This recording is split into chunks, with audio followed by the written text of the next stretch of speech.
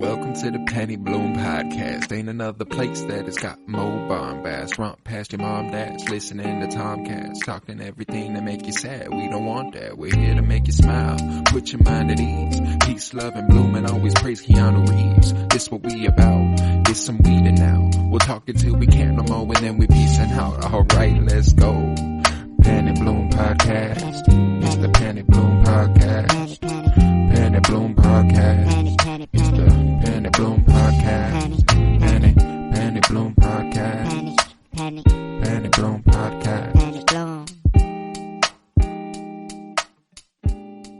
Hello, everybody, and welcome in to the most special episode of the Penny Bloom Podcast. It is I, Colton Robertson, and I'm joined by Joseph George. What is up, homie? Oh, what is up? I am super glad to be here. A momentous occasion today. This is really one of my favorite podcasts I've ever gotten the pleasure to start recording. You know, the top 25 Star Wars characters, top 25 favorite Star Wars characters. Very important distinction. Mm-hmm. Not necessarily what we think are the best characters, but who resonates with us on an emotional level, on a level that just speaks to us. Who's doing that for you? And we've got 75 other characters in part 1 through 3.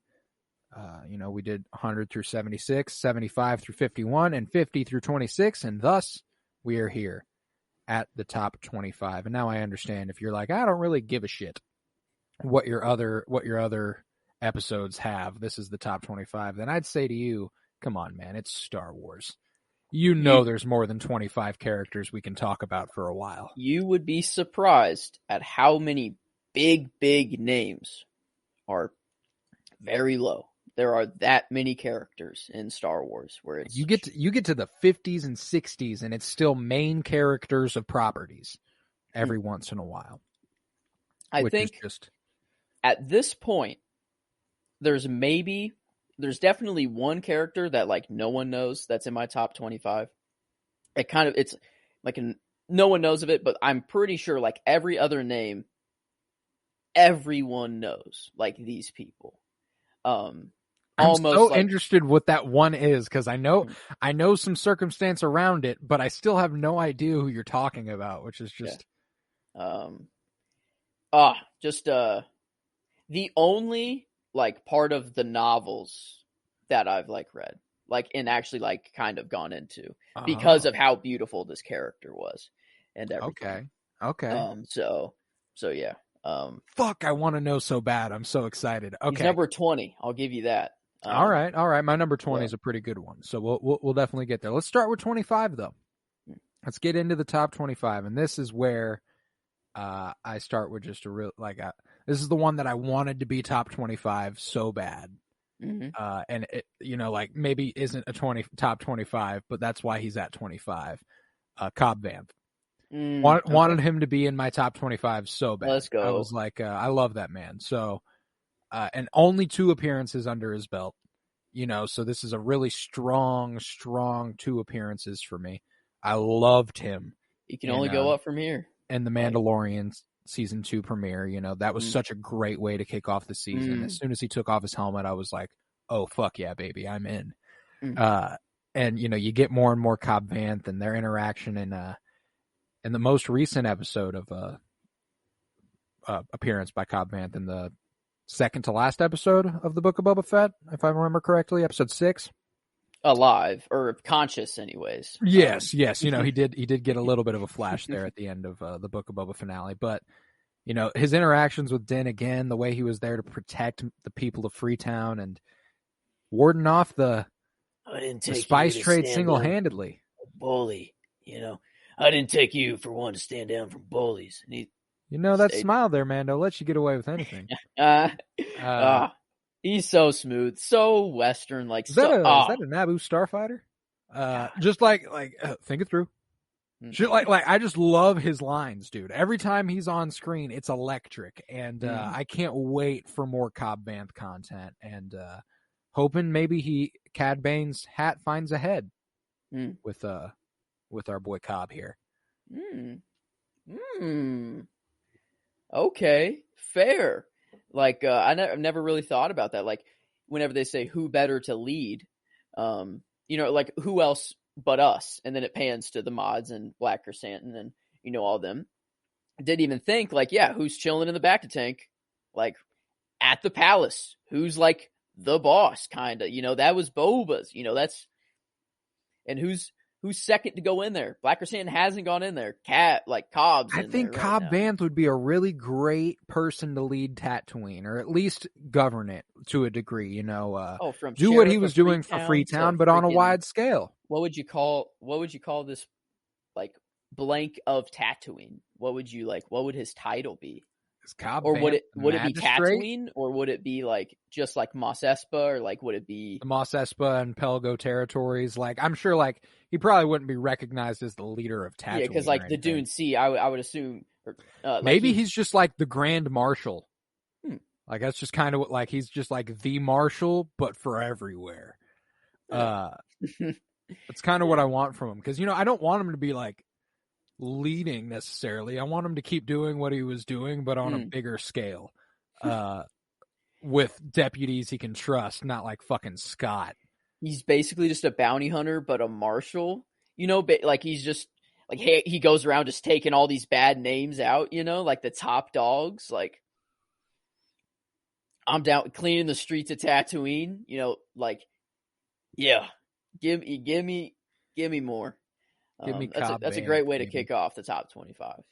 Yes, I had to. This man's the shit. My character that had to make the top 25 was Ronan.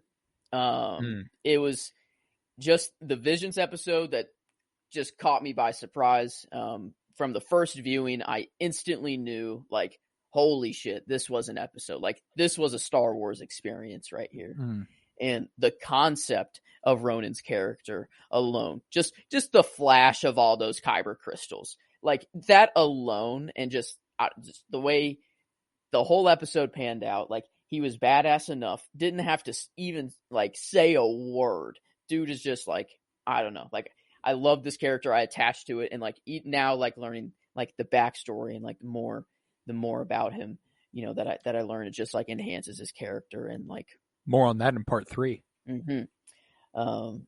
And I don't know, love this character. It's the Visions episode that I go back to all the time. A comfort episode for sure.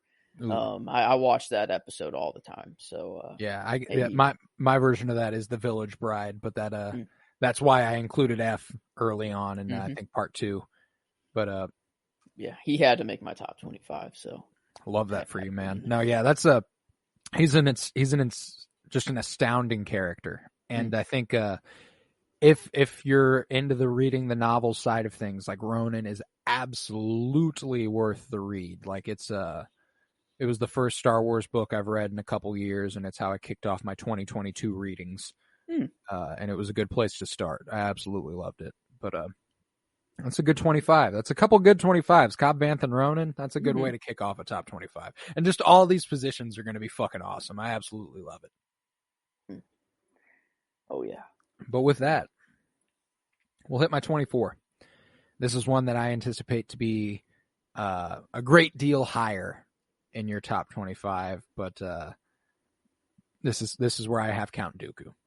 And I know he'll be much later for you in this episode, but yes, yes, Dooku. I always loved the character, and he's always been top 25. He's never left, never one where I was like, I forgot about. Always one of the coolest characters to come to mind, every time you're thinking about the coolest Force users in the galaxy, how are you not thinking of Count Dooku? The curved hilt, he's clean with it. The presence, effortlessly, just being who he is just like badass as fuck. The stance, how he holds, how he just holds it to his side. He holds it to his side. And he, like, if you play Battlefront 2, he just like does it like it's like fencing, and it's just like, what the he actually fuck? fences in real life. Dude's an actual badass. I'll get to him. Let me save my Dooku. Dooku though, man. And this is this is one that I didn't feel pressure to put super high because I knew how much you love Dooku. And it's also one that,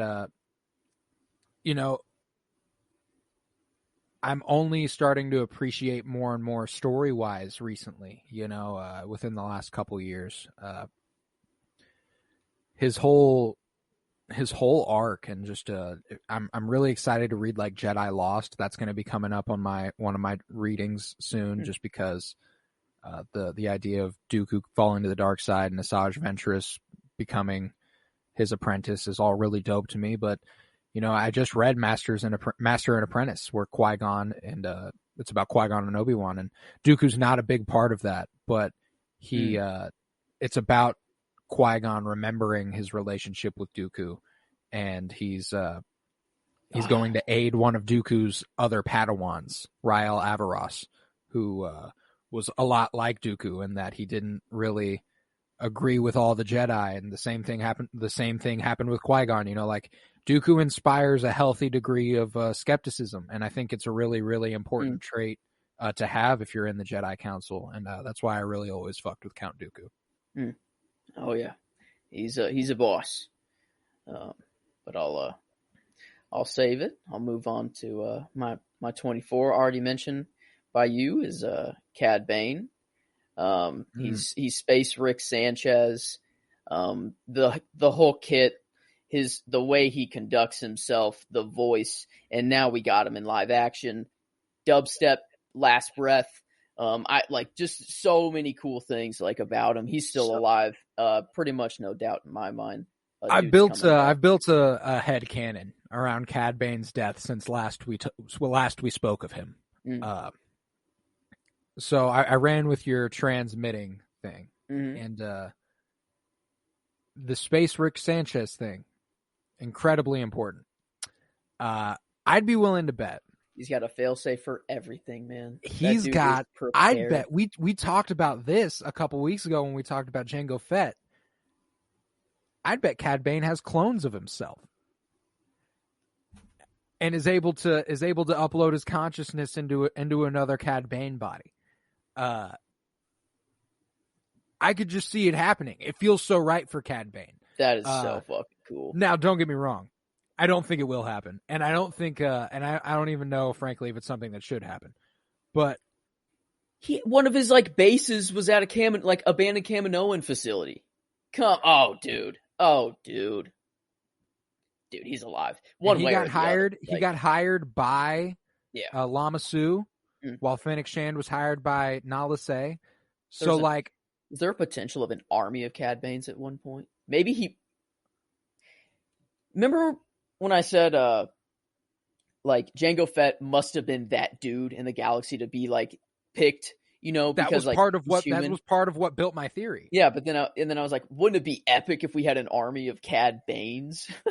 And like, what if he can activate multiples of himself, at once? Man.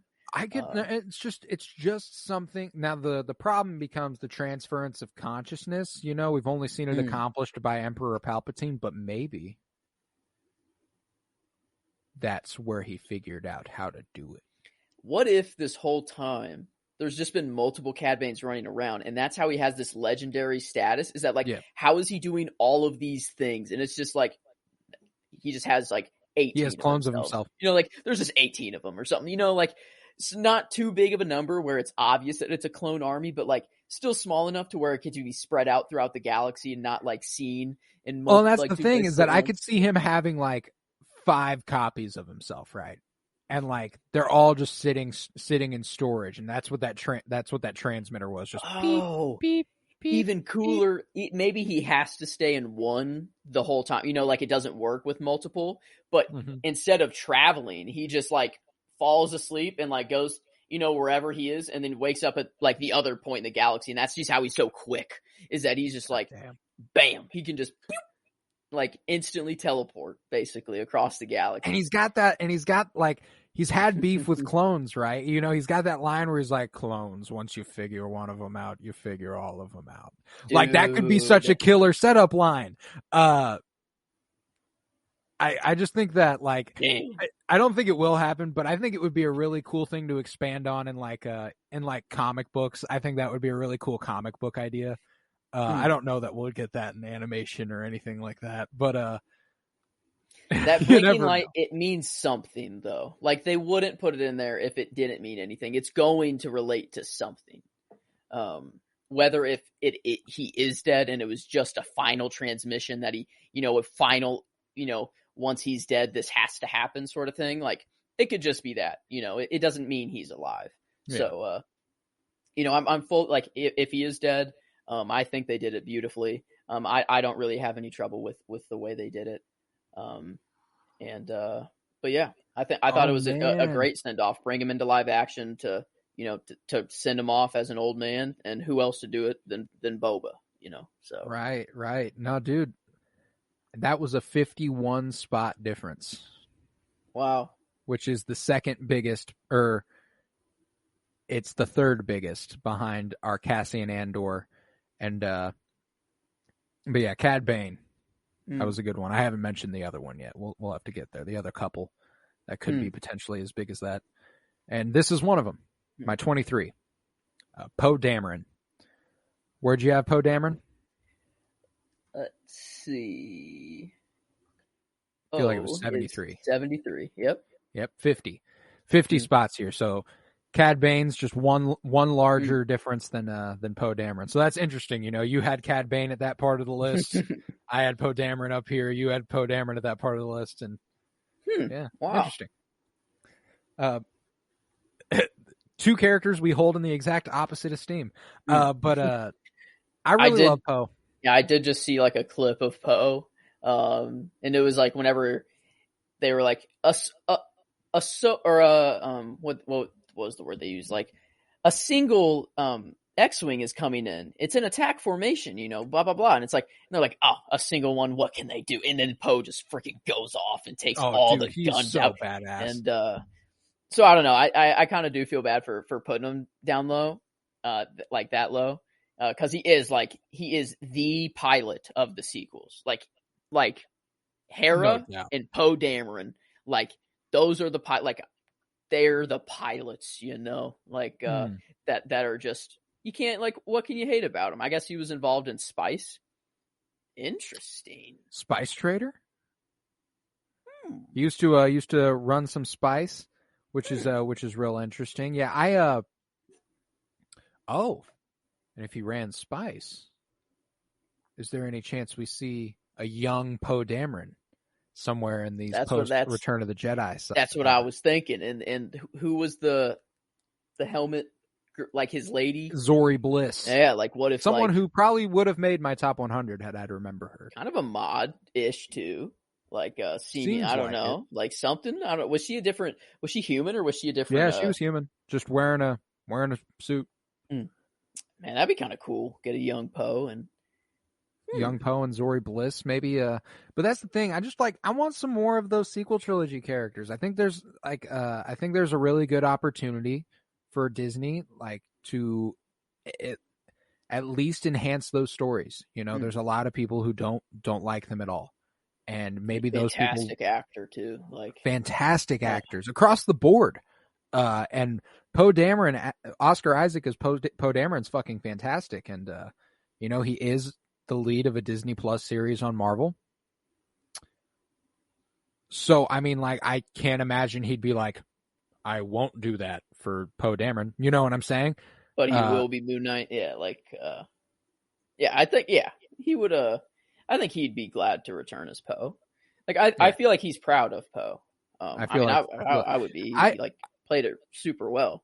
I would be too. It just kind of sucks that he like The Rise of Skywalker, he doesn't really have an arc. He's just kind of there the whole time, which kind of sucks.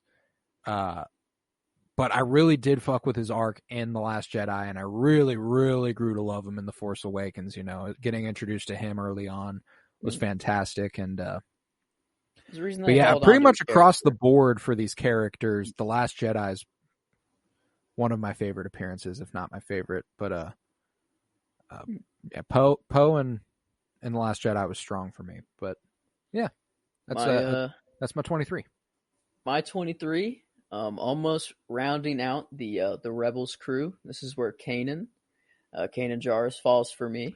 Very glad he's top 25 for you. Oh yeah. No way that these two Rebels people weren't making my top 25.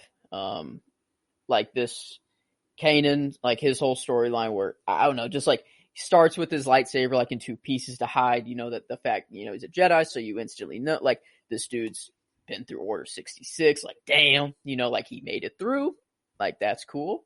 And then, like the way he trains Ezra, he's very, very wise, but not, he doesn't follow the Jedi Order like to a T, he doesn't, he's not, whatever. He trains Ezra like in a very, just nice way, a very natural and that's the thing way. Is that it's so interesting that we see his last time with Jedi in the Bad Batch.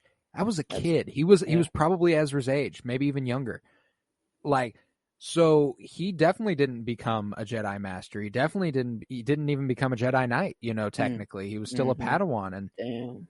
I think it's a really interesting perspective to have someone who didn't become a master within the Order to become a master outside of it. I think it's really important to them becoming a really good master and to create their own relationship with the Force, as Kanan did. And his story is just fantastic. And him losing his sight and then having to go through all that, like learning through Bendu, which was super cool. And then just the whole relationship, the family, Kanan and Hera, Kanan and Ezra. It's just, I don't know. And Kanan trained Sabine in the Darksaber and stuff. Like, and now look at that apprentice tree now. Hold up. If we're going Mace Windu, Depa Billaba, Kanan Jarrus, Sabine Wren, Din Djarin, that's hard. Damn, true. Maybe Grogu in there. Possibly Sabine be doing that. Well, and then I think the other branch, Kanan, Ezra, Grogu. That's better. That's better. The Mandalorian trains the Mandalorian. The Jedi trains the Jedi. Yeah. Okay. Yeah, it'll be perfect. Well, I guess Grogu is technically a Mandalorian. So perfect. I just hope that that's like where, like, I can't imagine a better place for Dave Filoni to go with Din's character than for him to find his family in the Rebels crew. Like, can you imagine if that's how that went? Like, it would just ultimately work out so perfectly. That would make me so happy. And it would tie Ahsoka to them so clearly because of their time together. Like, it's just perfect. It just, and as soon as I thought of that as a possibility for the direction of Din's story, it's like kind of where I've wanted it to go. Is for them to become, you lose Kanan.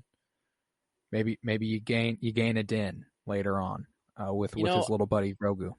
The more we talk about it, like, the more I'm really thinking that, like, we're head on here. Like, we're like hitting the nail on the head. Like, it just, like, it feels like it works too perfectly. How everything's coming out and like how everything's releasing and like just where they're hinting. Like, I don't know. Like, it feels really good. It feels right. Right. Yeah. It feels like it just has to happen. And if it doesn't, if they go a different direction, I'm not going to be mad or anything. But I know I trust in Dave Filoni. That's for sure. I trust him. But trust in Filoni. Mm-hmm. Was that my 23 Kanan? Yes, it was. That's where that conversation spawned from.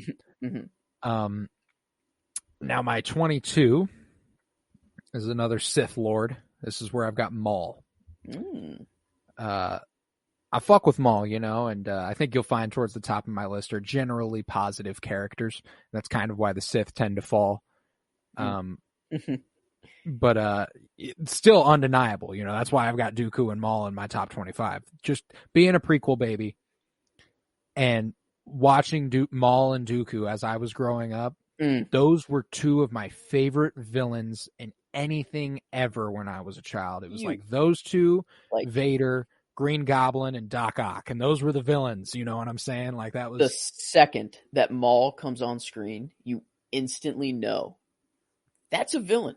That's the epitome of evil. There's no way that dude's good at all. Like, he's the first villain since Darth Vader, right? Like in the Star Wars franchise. Like, it's like, how do you top that? How do you top the design and the clear evil of Darth Vader? Oh, well, you make a Maul. Yeah, like Maul is scarier than Darth Vader, like on appearance. What is scary about Vader is like just who he is, his like looming what presence. he will do. But like, Maul, like very cosmetic. Like, if I see Maul, I mean, if I see either of them, I run the other way. But if I see Maul, I run the other way a lot faster. Yeah, if I see Vader, I'm pretty sure I'm just going to be like, yo, I'm yours. If you want to kill me, cool. I know I'm already dead anyways, but like, you can train me. I'll join you. Like, I'm dead either way. So I think I would just try to. I don't think running would do me any good. Depends on how far away I was whenever I saw him, but I think and maybe there's something there. You know, with Vader, I might like accept my fate. I might be like, well, this dude's gonna get me no matter what. If he's after me for any reason, I don't think I can beat him at all, ever. So I think I just accept it there. Honestly, it'd kind of be like cool. That'd be a good way to go. By Vader, I'd be like, yeah. Oh yeah, I'd be like, right. I got killed by Darth Vader, dude. I didn't even know that was actually possible. But Maul's a little, he's up there. But I love how he's just like instantly, like they're like, all right, yo, this kid, go for him, kill him. Like little Annie, dude is just tries to run him down in a speeder. Dude was without question was about to kill a kid, which is just like, damn. Wow. No, and I seeing him at the end of the Clone Wars, right? Like that's the defining. Like, I know the Phantom Menace is like, obviously that's probably the defining Maul appearance, but there's no part of any show ever that has made Maul more certifiably amazing than the last arc in the Clone Wars. And the way he had a vision that came to him that told him Anakin Skywalker was the center of something much, much larger, and that he was hoping Obi-Wan Kenobi would come instead of Ahsoka, and therein he would bring his little loyal foal Skywalker with him. Like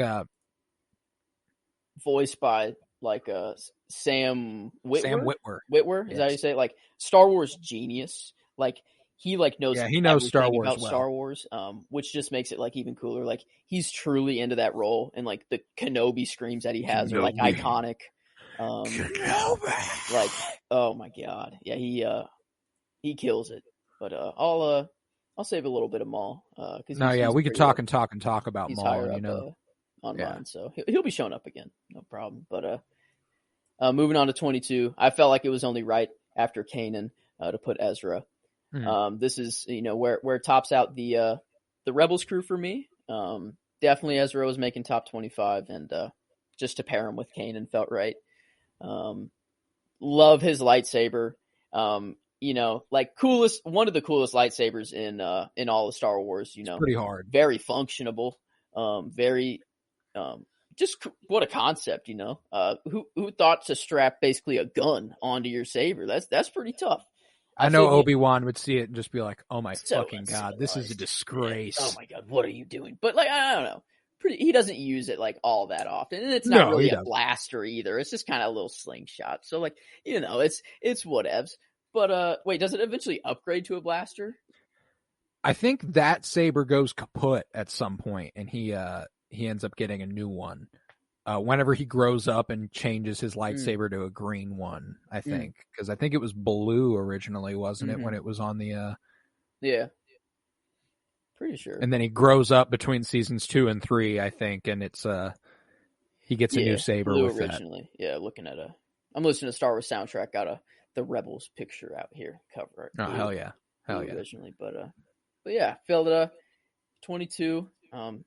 Just Ezra. Hopefully I'm pretty sure we're going to get more of Ezra in the future. Cool little 22 connection there. With me having Maul and you having Ezra. There you go. That is kind of cool. Oh, that storyline was so cool. The holocron and how he oh my God. Yeah. Wow. And I mean, like, here's my thing is like, if you're a Star Wars fan and you haven't watched Rebels, you need to do it. There's God, yes. little Star Wars content that is more like, oh my God, I can't believe I'm seeing this right now, than when Maul, Ahsoka, Darth Vader, Kanan, and Ezra are all in the same place at the same time fighting each other. Mm-hmm. That's insane shit.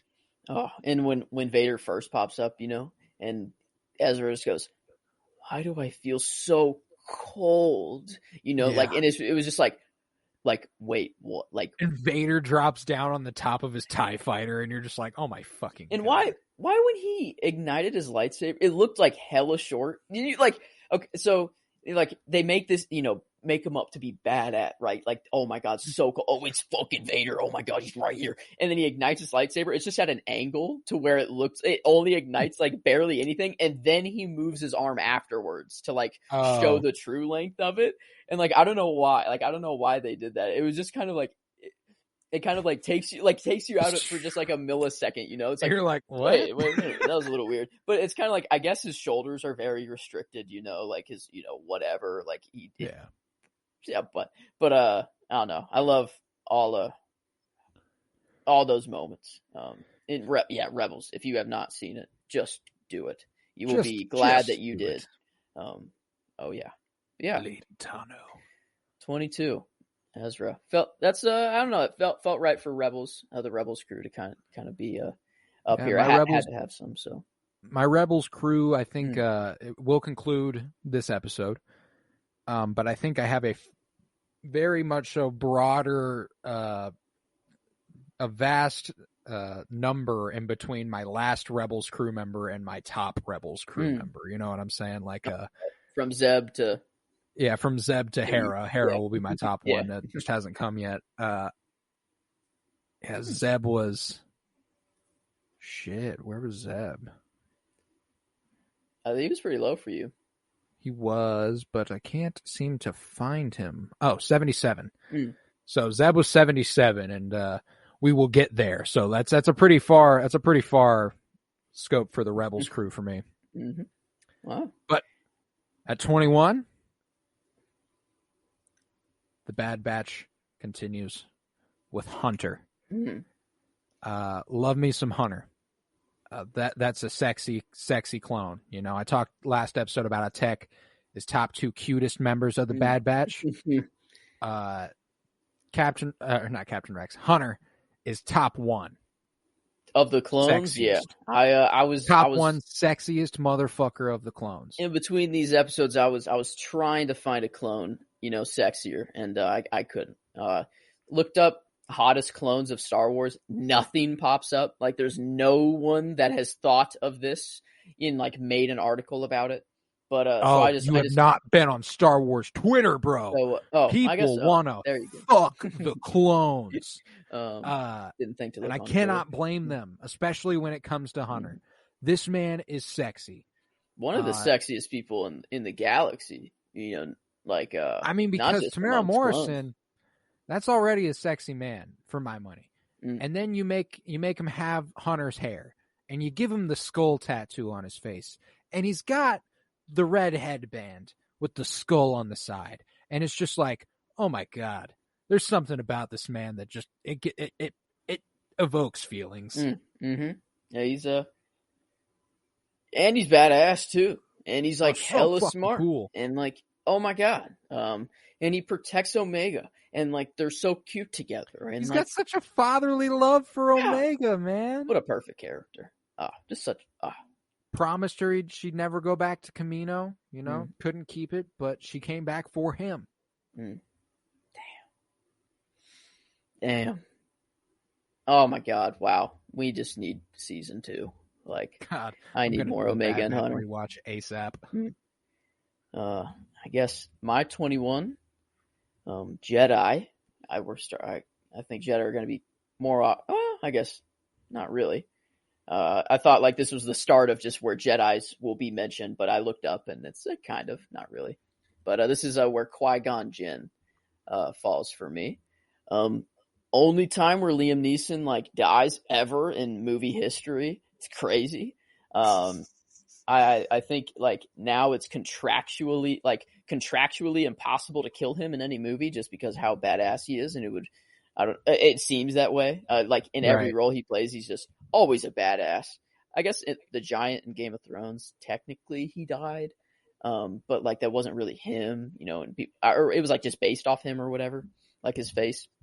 Oh, but, that makes so much fucking sense. I've never even thought of that. Yeah, I don't think he was like a stand-in actor. I think they just like based it off his face and like took models of his face or whatever. No, yeah, I could definitely see that though. Yeah, but, that's why he looked so familiar. I was like, why on earth does the giant in Game of Thrones look so familiar? Rest in peace to that giant. Oh yeah, Battle of the Bastards. He went out in a big way. But what could have happened if Qui-Gon was Anakin's master instead of Obi-Wan? What happens if Qui-Gon doesn't die here? Does Anakin become Vader? Does that still happen? Who knows? It's a very, interesting what if Star Wars ever decides to, branch into that. Which I don't know. That's probably more safe for like novels or comics, whatever. Yeah. But love Qui-Gon Jinn. Love the fact that Luke's green kyber crystal is definitely Qui-Gon's. Obi-Wan was keeping that. Like it's the perfect combination between Obi-Wan and Qui-Gon's lightsaber, and it's like beautiful.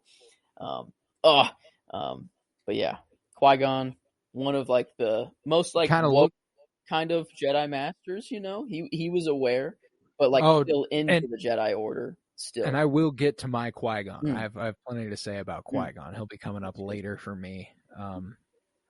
Qui-Gon's the shit. One for me, a top tier Jedi amongst the Jedi Order, I'd say. Oh yeah. Sad that we only got to see so little of him. First Force Ghost, crazy. I'll save or like first person to kind of learn. Not how to really do it, right? though. Or was it No, he was the first people to go to them, and then he figured out he taught Yoda how to do it. But he couldn't do the surfacing thing. He could only connect through audible. That's right. And I don't know why. Maybe that was just because like Liam Neeson wouldn't come back for Attack of the Clones, but or some shit like that. So they were like, "Shit, how are we gonna?" But nevertheless, I guess we'll say like I really wish he would have just. Like they could have made him a Force Ghost too, but then it's like Obi-Wan's not the first Force Ghost, and true. I guess the guy that kicked it off, he's the one that got the ball rolling. Yeah. To be sure. 21. All right, yeah. Oh, my 20. The mysterious character's coming up next. Yes. My 20, however, not so mysterious. Already mentioned on yours, Captain Rex. He had to be top 25 for me. I thought pretty much no doubt this like I said for you last episode, this the Clone Wars just does so much, dude. And Captain Rex being an original to the Clone Wars and being one of the ones who makes it out with Ahsoka, and the way it just culminates there is devastating. The way he comes back in Rebels, just so cool. Old Man Rex. Yeah, it's so cool seeing him, Old Man Rex. He was at the Battle of Endor. He got to fight with the rebellion to end the Empire. Dang. Knowing that he was victim to what created the Empire. The event that started the Empire. His body was hijacked by them. And then he gets to be a part of the battle that ends them. And I just think that's really, really fucking awesome. And what a beautiful character. Oh yeah, Captain Rex is outstanding. Definitely love that man. For my money, as far as the clone helmets go from Clone Wars, he had a really cool one with the tally marks for all the kills and the KIAs for the droids. The way that him and Anakin would fight over who had more, or would try to kill more people. Had little competitions or not people, droids. But Captain Rex, super badass. Just love that dude. Nothing to hate about him. Just a really lovable character. And that's why Captain Rex Sits at my 20. All right, my 20 is a novel character.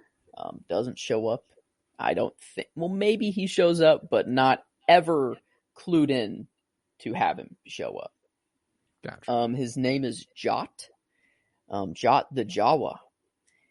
And I've just like recently discovered this character, and like instantly just the concept alone of him is what made me just like, oh my God, this is so cool. And this is what strengthened R2-D2 as well. This character, he's just a Jawa, and he's kind of like a he's not the sharpest tool in the shed of the Jawas. So he's tasked with all the droids they get. He wipes their memories, and that's all he does. He just wipes droids' memories. But over time, he decided before he wipes every droid's memories, he watches the droid's life before he wipes it. So he's kind of like the watcher, kind of like an Owatu. He gets to live, their memory gets to live on through him. And the biggest droid that he came into contact with, a droid that has never had his memory wiped ever, or at least from the start of the prequel trilogy, basically, Jot the Jawa got to watch the prequel trilogy through the eyes of R2-D2. And you get this whole story of like Jot watching it and his reactions to it, but then you also get R2's side, like side of the story, and like his perspective of the whole entire prequel trilogy, basically. And so basically Jot the Jawa is known as like one of the only people in the Star Wars universe to have watched the prequel trilogy. Like he like has legitimately like kind of seen one of the only trilogy. People who knows what happened.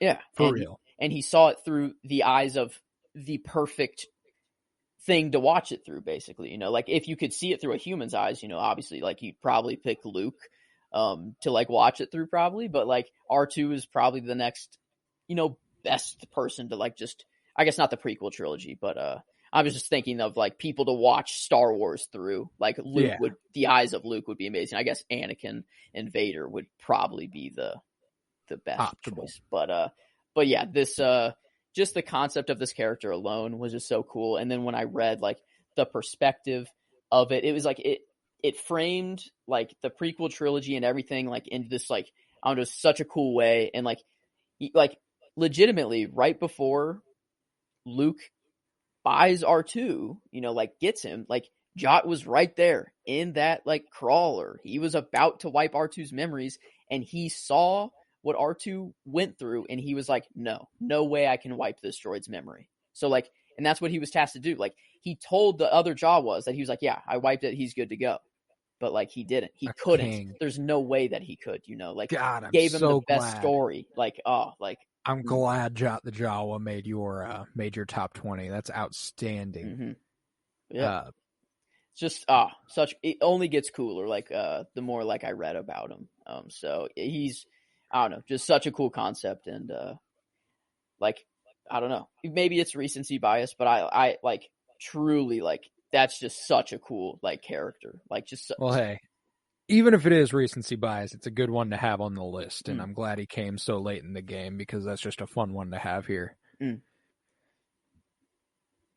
But with that, I'll continue with my list. At my 19,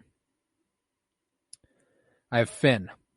It's a pretty big... definitely one of my favorites from the sequel trilogy. Top 3 anyway. I've only got 2 more after Finn from the sequel trilogy here. But I really fuck with Finn, and we talked a lot about the potential of Finn with your placement of him earlier, a couple episodes ago. 67. And absolutely understand that. That makes a lot of sense. The general disappointment with what could have been. And I do think they did the actor dirty, and I do think John Boyega deserved better as far as what he was under the impression he was doing and what he ended up actually getting. And all that is like, I'm very much so on John Boyega's side of that. But I do think there's a lot to appreciate about Finn's character. I think while we could have gotten Trooper turned Jedi, which would have been really, really cool, we did get to see Trooper turned Resistance General. And the position Leia was, and the position Han was, and the position Luke was, Finn was there for the Resistance. And I think that's a really, really awesome switch. And to be the one responsible for actually destroying the First Order's fleet.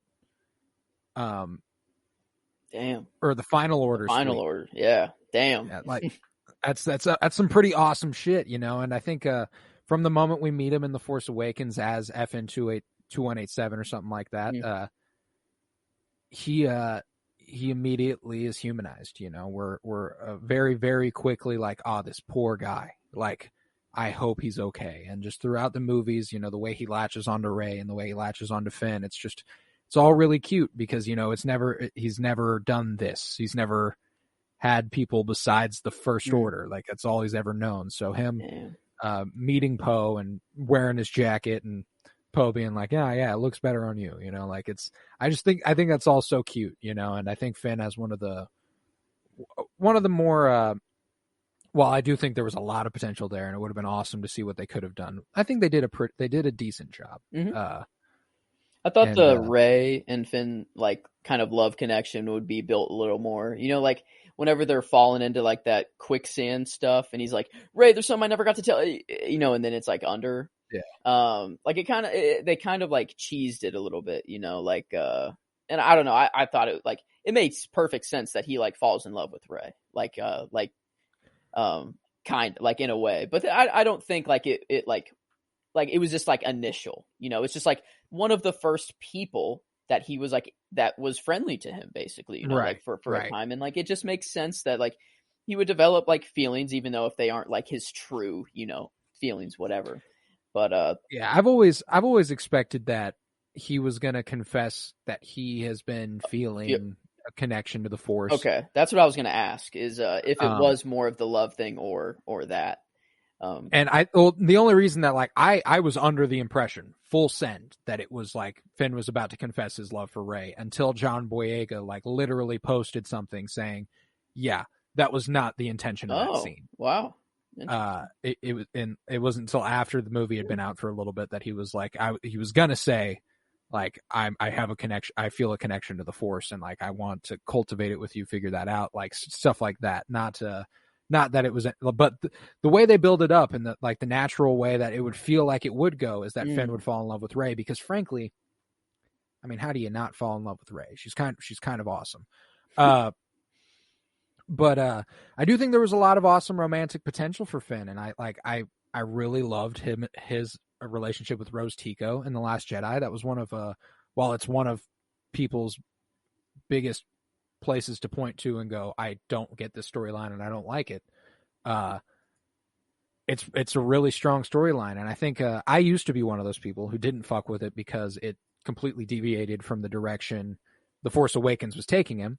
And it's like, all right, yeah, that's definitely fair. But if you look at it on its own within The Last Jedi, it's a really good storyline. You know, getting to see more of the galaxy beyond Rey and Poe, not being with them, being able to go out on his own and do his own thing, and still choose to come back because he overcame what Maz Kanata said about him in the first episode. Like, I see the eyes of a man on the run, and you're not going to stop running.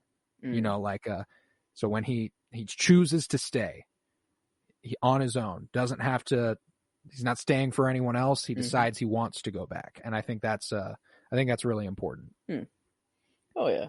Yeah. It's just, if they just didn't do like the promotional stuff, like with that, like I don't know. I think it would be like, it would sit a lot more easy with me. Yeah. They just promoted him with the lightsaber so much. And it's like, God damn, you gotta, like, it was shitty to lead him on that way. Yeah. Like I hope John Boyega can fulfill that at a later date, can fulfill Jedi Finn. And when that happens, if that happens, then I think people will be able to look back at the sequel trilogy arc he had and go, you know what? It was good because we did end up getting this anyway. And this all did end up happening. So this isn't so bad anymore. And I just love that for John Boyega too. So that's why Finn comes at my 19. My 19. It only felt fitting to follow Jot the Jawa with R2D2. I figured he was gonna. So this is my last droid, and I think it's fitting that R2's the number one droid here for me. But yep, top droid for the both of us. Yeah. Had to be. And just R2 is strengthened even more, like through Jot the Jawa. And I mean, I think he still falls, where he does on this list, regardless of the Jot storyline. I mean, like, it's such a small part of R2's storyline. But everything of Jot. But getting to see it and hear what he feels about it and stuff like that, that's important, Yeah, it's he's been through everything. He's the only, droid. He keeps all the memories in that Clone Wars episode where he got like captured and Anakin was like, I gotta go get him, and Obi-Wan was like, no, like, we just have to just like destroy it. I know Anakin's your droid, but you have to let him go. And Anakin's like, I've never wiped his memory. Oopsies. And then Obi-Wan's like, oh god, Anakin, like, what the, come on, dude. So like, you just learn that like he's part of the crew. He knows everything.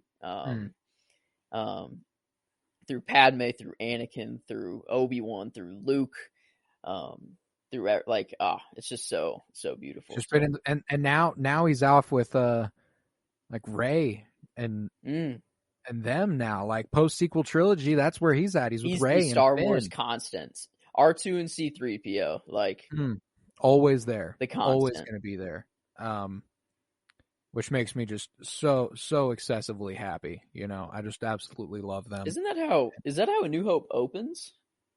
Yeah, it's 3PO and R2D2 for most of the first 15 minutes. Just kind of they're on board Leia's cruiser. Oh, I guess it opens on Leia's cruiser, and then they go down. So it's like pretty immediate. Yeah, they go down to Tatooine, and they're wandering around Tatooine, get swooped up by Jawas, etc. Mm-hmm. And in between that, you get Vader and Leia's interaction and stuff. But love how R2's just instant, like, C-3PO is like, oh no, we have to head this way for the most statistical possibility. Blah, blah, blah, blah. And like, R2's like, no. All right, see ya. R2 is just over here. He's just so confident, man. That he knows what he's doing. The oil spill to the jetpack to put flame it on. Iconic. Like, oh my god. Dude's a badass. Yeah. Him and Chopper, man. The two astromechs rule the galaxy. Man. That's my shit right there. Whenever he gets called to action for the first time, and it sets all of his whole career in motion. Yeah. He rides for Padme Amidala from that point. That repair on like the their ship, that's like the one of the first things that Jot sees. Is that's like how it kind of starts, and like it explains like how these other droids are getting picked off one by one, and then the shots that are missing R2 are missing by millimeters, and how like it's seemingly bullets are curving around him, like the Force is protecting R2D2 is like how they make it seem, and it's like awesome. Oh my god, so like I fucking love that, dude. Yeah. Oh my god, yeah. I regret R2 being so much lower on my list. That's all right. Yeah, 19 for R2. 19. That's a great 19. R2D2 is so strong. Mm-hmm. But with that, I will continue on to my 18, and I'll stick with the sequel trilogy here. In Kylo Ren / Ben Solo. Mm-hmm. Really, really love this character and his storyline. And his redemption. After the Rise of Skywalker, I walk out of that theater after seeing it 3 or 4 times or whatever, however I did it. And I was like, I'm convinced in that December of 2019, January of 2020, Kylo Ren is a top 5 favorite character of mine. You know what I'm saying? Like, I like fresh off of that, I'm like, oh my God, I love that character. It was sick. I mean, the child, like his just family tree, Uncle Luke, Dad Han, Mother Leia, grandmother Padme, Grandpa Vader. Holy like, oh my god. Wow. Dude, dude's he's got great grandma Shmi. Oh man. Wow.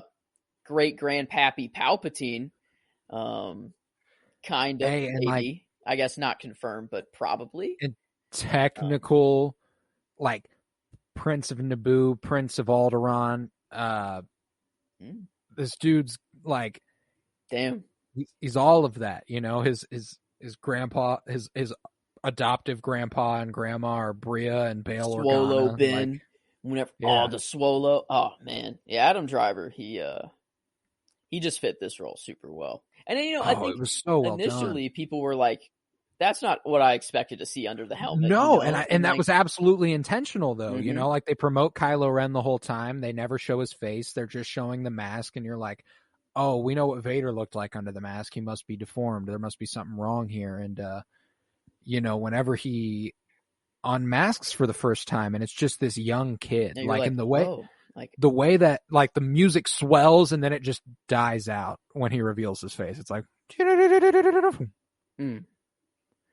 just like takes off, he just removes the mask, shows his face for the first time, and you're like, oh, that's a young man, and they do a really good job over the course of that sequel trilogy of showing him like being degraded kind of by the Sith, kind of like the deeper into the dark side he gets, the more he gets aged and withered a little bit. And when he returns to the light as Ben Solo in that last act of The Rise of Skywalker, he looks younger. He looks vibrant. Like, it's like, that's really true. Yeah. Wow. Yeah, like the blue light on his face, like helped too. Like they use red and blue so perfectly, so like effectively. Like whenever he kills Han, and like the whole red. It's like split at first, and like he's thinking about it, and it's like more blue. He's like, maybe Han's and then right the here. Sun and then, dies. Yeah. Dead. Oh fuck. I mean, I'm still pissed that's how Han went. It's good for Kylo, but not good for Han. Like, I never really thought about this, but Han literally came back just to die. Like, oh my and God. like, and to be like, and he was like a loser. Like what? Like he learned nothing. He went back to smuggling and like went back to like being old Han and left Leia, the best thing to ever happen to him. Like, why did he become a loser? Like, and then he just died. Like, what? Like, I don't know. Like that's, I don't know. Then not a proper send off on Han's end, but like it works for Kylo. Yeah. So it'll be. I just wonder what, like, I want to get that gap filled for Leia and Han a little bit. Like, was it just like they sent their son off to school, he falls to the dark side? Like that, I mean, that's probably relationship ruining level material. Like, it's kind of like, damn. I mean, it did seem like they still had love for each other. It wasn't like that they certainly were. It's not like they hated each other. It was just kind of like, well, we don't have anything to. Damn, but like, really? Like, I don't know, man. Like, it just. Han, like that's Han's whole story is that he starts off as just the douche asshole, and then he has this whole arc. Like his arc is so beautiful, like of what he becomes, and like his whole lesson is like, yeah, like I'm not like the life that I had before. Like that's not like who I am. Like he becomes the hero, and then like to see him just fall back into like his old ways was just kind of like I certainly agree. I definitely would have preferred that Leia and Han were together throughout the whole thing, and they came back together. That'd be awesome. But it happens the way it happens, and I do think it's really awesome that that last imagery with Han and Kylo, where it is split down his face, and what's really cool is what this act that descends Kylo into darkness. It's paralleled with what Star Killer Base is doing, taking the light out of the sun. Damn. And by killing Han, you're taking the light out of the sun and Kylo. Jesus. Damn. Okay. Wow. Yeah, there's definitely like visually and like poetically, there's like not much to complain about with the sequels. Like the whole dyad, everything, like it's visually and poetically like very beautiful. Like I have no complaints there with the sequel trilogy. But yeah, Kylo like deserves to be up there. In my opinion, the best storyline of the sequels. I think they executed his the best. I tend to agree. I definitely agree. It seems like that was one that was kind of, if there's anyone that unfolded the way it was kind of initially planned, it seems like Kylo's would have been. Yeah. But yeah, that's why Kylo is my 18. Ben Solo. Question: did you separate Vader and Anakin, or did you have? I them did together? not. Did you? I did. I treated them as two. Cool. I mean, they're together basically. Okay, so they're one after the other. That's I guess cool. I technically have 99. I guess they are two different characters. I don't know. I'm cool with it. You know, like you know what? It's the top 100 characters, and if that's how you interpreted it, and that's how you wanted to put it to paper, that's how you put it to paper. You know, that's just to each their own. Do your thing, you know. But my 18 already mentioned. But this is Grand Admiral Thrawn. I love the calculated. I love the brainiacs, and he is just the creme de la crop of this character, mastermind. And you know, his appreciation for art. You know, he's so evil that he takes every part of the culture that he ruins, you know? And it's just like, it makes you hate him more, but then it's like, oh, he's so good at what he does. And it's like, he's just so clean with it. Like, he's not worried about a thing. Dude has everything calculated. Like, there's not a moment of like anxiety that runs through that guy's mind ever. Like, I don't know. You never see him worried, like, ever. And I don't know. He's just so... Rebels, you know, like him in Rebels is amazing, and I love Rebels so much. So absolutely. It even like gave me more to latch on through him. And then now hearing Ahsoka mention him in The Mandalorian, that we're going to in the future get him, most likely. I would assume so. Yeah. I feel like he's like only second to Palpatine in like mastermind and pulling strings. Like there's no one else that can do it better than Thrawn, other than Palpatine. But I'm so excited to keep reading all these Star Wars books, man, because there's so much out there. And I've read the Heir to the Empire trilogy, where he's a really big part. But apparently there are some newly canonized books from the last 6 years that are about Thrawn and are centered around Thrawn. And I don't know when they take place. The Thrawn Ascendancy trilogy or something like that. I'm definitely going to read those, because according to people on Twitter, Star Wars Twitter, that is the best Thrawn content there is that trilogy of books by Timothy Zahn. Takes place 19 BBY.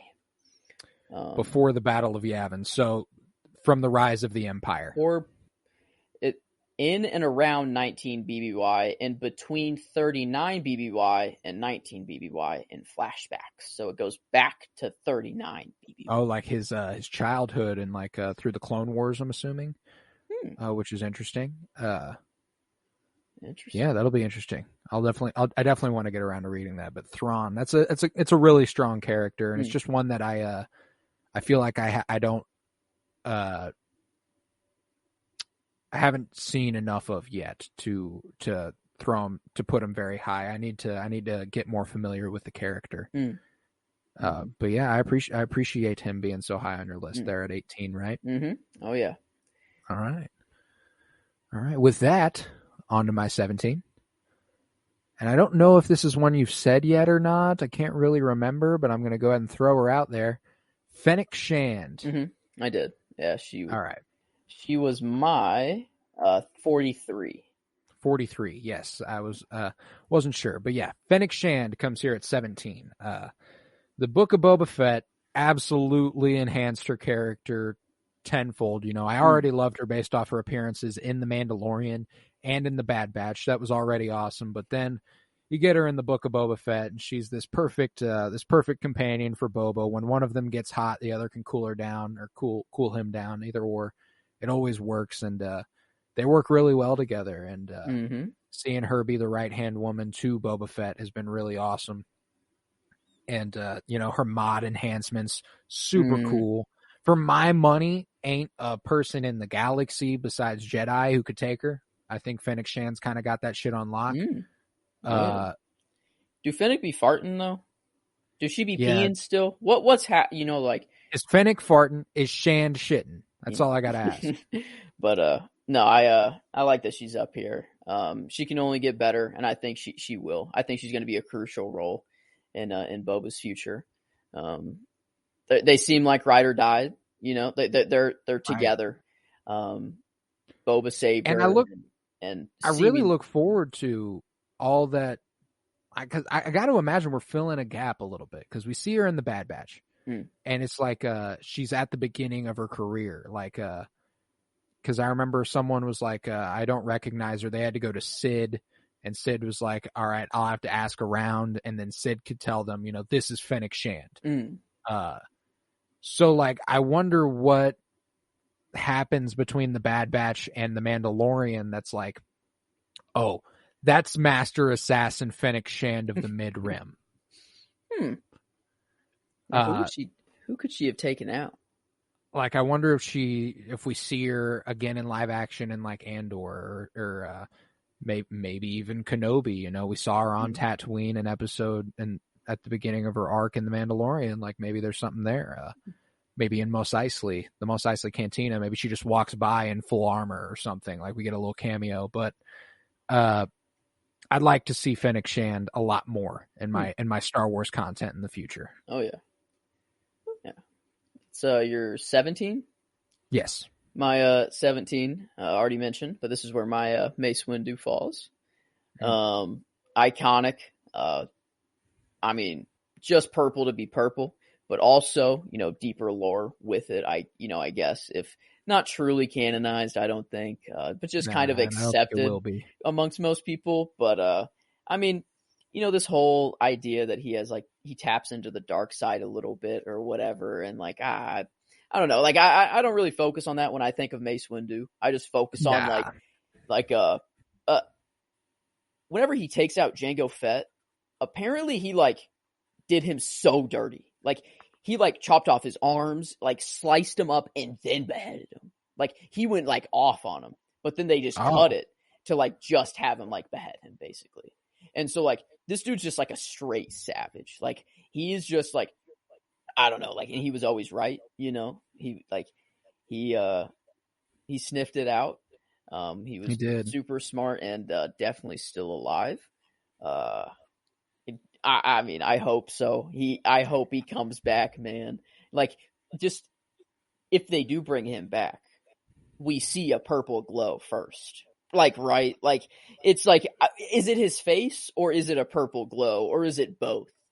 It's probably purple glow because, they'll do a reveal sort of thing if he is back. And I think it would be he's approaching somewhere. You hear footsteps and you hear the lightsaber hum. And then eventually you see a purple glow along the ground or something or off of whoever is in his grasp, and it's and we're either it could be really cool. That's either Mace Windu or Revan.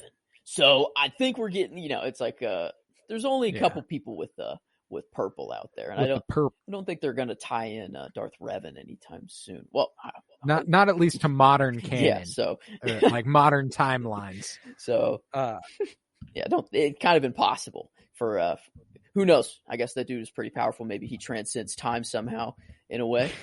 Who knows? Maybe we see him sometime in the Old Republic or something. But Mace Windu. Yeah, I had to. That's a really good one. Integral in Anakin's fall to the dark side as it is the action that pushes him over the edge. Title of Master. Or we do not give you the rank of Master. He's the one who said it to him.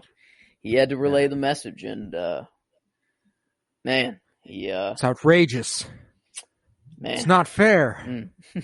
I will kill everyone now. You do not know what you just did. Murder. You do not know who you just birthed. Mace Windu. I had to take off Mace Windu's arm and Palp send him flying. I mean, Anakin jumped off Obi-Wan's speeder and was falling through Coruscant for a long ass time and was all good. Maul was sliced in half and fell through a big pit. Palpatine literally, up in the air with him, transferred whatever. But I mean, people that fall don't usually die, off screen especially. So I don't know. I guess if he was unconscious as he was falling, because he was just electrocuted and got his arm chopped off. So I don't know. But he is a master Jedi, and they can just jump and land, however high they need. Ahsoka just jumps out of planes, ships all the time and just lands no problem. Yeah. But I don't know. I hope they bring him back. I don't know. I think everyone wants him back. Everyone just wants to see Samuel L. Jackson take it. Just go in there, deep fake on his face. Probably to de-age. Well, I guess no. He would be old. How old would he would be right old now? in the modern timeline. Yeah, how old would he be right now if you were to pop up like about Samuel L. Jackson's age would be about my guess. Perfect.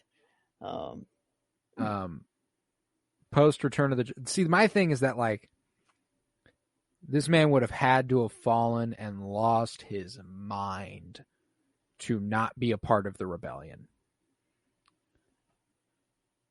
Maybe he was just like, damn, I was right the whole time and no Jedi listened to me. Like, no, like, wow. You know, like, I was second in rank and I sniffed it out. Like, I was right. They did nothing. All right, I'm cool. Like, I don't need Jedi. Like, Jedi isn't like the Jedi Order wasn't what I thought it was. Maybe he has like one of the, I don't know, but maybe so. I just think that that is kind of weird. Yeah. If he could unseat the Empire or help in any way to do that, take out Palpatine, get his revenge. Maybe he does try, and maybe Palpatine like finishes the job. Maybe he goes to Exegol or something crazy. You know, maybe that's something we get in Kenobi. Vader doing end to Mace Windu in a surprise appearance. Certainly be interesting. I don't know though. I think if we do see Mace again though, it will be to send him off. It will be to actually kill him. And probably Boba, at the hands of Boba, I would say. It's really interesting though.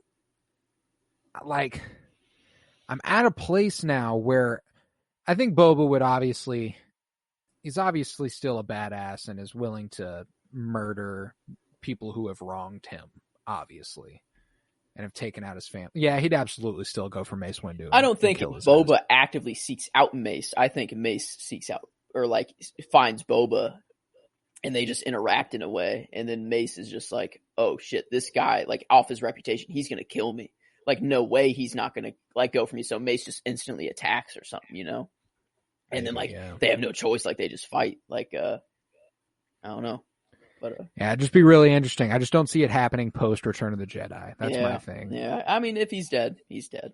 Like, and frankly, I think it's probably the cleanest way to do it. Yeah, is just to, you know, this descent for Anakin into the dark side. Maybe a Force is Ghost. The end of Mace. Maybe that's what we can get, like Force Ghost cameo or something like that, or a flashback to the Clone Wars or something, you know. Or maybe he saved Grogu.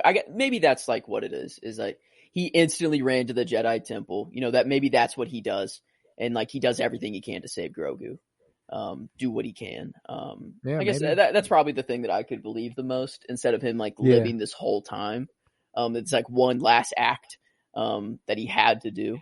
So I don't know, like maybe he knows Grogu is Yoda's kid, you know, or like if that's a some thing somehow, shit. like how their species works. Who knows how they even reproduce or how like that works. But if it's like through the Force, maybe, you know, like straight up, which would be sick, and that's how they're so connected. But I don't know. I think if he were to come back, I think that's most likely like just a one last act of desperation, and then like a send off. But yeah, probably. But regardless, I'd be interested in it. You know, no matter what, I'm gonna be entertained by it, regardless. Yes. So cool. That was our 17s then. Mine was Fennec Shand. Yours was Mace Windu. All right. With that, on to my 16, where we will finish off the Bad Batch. This is where I have Omega. Omega. Omega. Oh, she's I love me some Omega, man. And she was one I had to have pretty high up. Just off season 1 of the Bad Batch, she immediately became like a major comfort character of mine. Like when I watch the Bad Batch, I'm just always so happy. It's always so cute to see her and Hunter's interactions, her and Wrecker's interactions. When she meets Fennec Shand, the last person on my list there, it's just really cool, and I can't help but wonder how she'll fold in to Boba's life down the line. If Fennec Shand will ever tell Boba that she met someone, but like, how would she know that he has any? Or she would know. She was hired by Nala Se. So, I mean, does Fennec ever mention to Boba that she's met in Omega? But maybe Boba's not really keen to the whole clone thing, so maybe Fennec was like safer to not mention it. Wow. I don't know. I mean, Omega has similarly striking hair to Palpatine, and I know it's like the slightest thing. It's stupid, but like, yeah, I think like I don't know. She is crucial to this story, like in one way. Like, I don't know. I have big plans for Omega, and I think like you've always had some big theories around her. For how important she already is, just off one season, like she's already somewhat crucial to Boba, at least in some way, and like very crucial to the Bad Batch, and like Tatooine in a Camino or what the Camino in some way. So I don't know, like she can only go up. I think they have big things planned for her in some way, shape, or form. Definitely inside the Bad Batch alone, but who knows if she expands out? But I hope she does.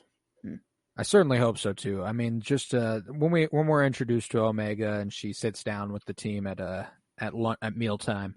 I know we meet her earlier, but that's really when she hits her stride for me. Is when they sit down at mealtime. She just sits right next to him, and they're like, "What the fuck?" And she's just like, "Hi, I'm your friend now." I absolutely love Omega, and she's cute as fuck. She's so resourceful. Seeing her do all the shit she does throughout that season is incredible. Her relationship with their droid, AZ, probably one that should have made the top 100. Forgot to mention him earlier. But yeah, Omega's just really, really sweet. And I fuck with the characters who are really just heartwarming. And that's why Omega climbs up my list very high. Well, going from opposite of heartwarming, for my 16 is Darth Maul. So there we go. So that's where he lands on my list. His Clone Wars performance is just insane. Seen him in the Phantom Menace. That fight scene is probably one of the best lightsaber duels in all of Star Wars. Whenever Obi-Wan Obi-Wan is like, all right, I'm going at you now. Is like probably like the best choreographed, like in fastest, like the behind the back block, oh my god, like just so cool. And like Lego Star Wars, the fight, like that fight, like in the game is sick. Where you're running around and you're whoop, whoop. You have to do the double jumps on all the. Oh, that's so fantastic! I love that. But yeah, Darth Maul just instantly villainous. You know it. Just amazing character design, silhouette that right away as well, and one of the best deaths in all of Star Wars. Oh my god, yes! The send off he has with Obi-Wan Kenobi is crucial. And is he the chosen one? He will avenge us. God, man, the whole like. He sees Obi-Wan do the Qui-Gon stance, so he goes for what he knows and what killed Qui-Gon, but Obi-Wan knows that, like the chess match that they played, Obi-Wan just was a little wiser, a little more patient, and, it paid out for him, and just how he, like, held him in his arms, like, whenever he was going, it was like, even though we are mortal enemies, like, we do not agree on anything, like, respect, like, you have been like a great enemy to me, great enough to impact my life, and I will hold you in your last moments. Like, oh my God, like, goddamn. Well, and it's almost like there was always this air of pity that I think, especially by the time, Obi-Wan's watched Anakin's descent. I think he has an air of pity for anyone who follows the dark side and is so craving revenge that he sees how easy it was to slip into, and like he's like, you must be hurting. Like, I know the dark side is pain. Damn. And I'm just glad you're alleviated of it now. Like, that's the tone I get from that scene. It's just really, really touching. And Maul just one of the best deaths in all of Star Wars. A show made for kids, right? A children's show. Those last days on Tatooine. Watch where we first met the animated Maul. Star Wars series. Just do it. Just do it, dude. Yeah, 16. Even if you've heard all of this, even if you know what's coming. I knew a bunch of what was coming. I knew Maul and Obi-Wan fought.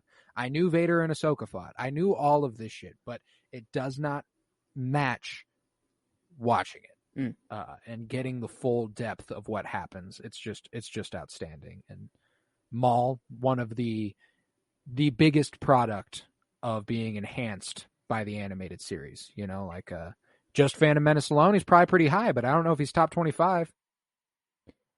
You know, you get the Clone Wars and you get Rebels, and now it's like a surefire, no doubt, guaranteed top 25 character. You know what I'm saying?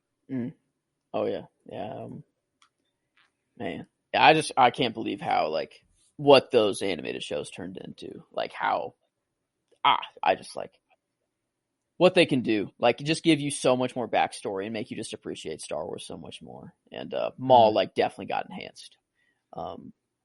Definitely got enhanced by the animated shows. So outstanding. Yeah, my 16. Yeah, with that, I'll stick with you. The top 15. Dang. Yeah, top 15. This will take us a while too. We've done 10 and we're an hour and 20 in.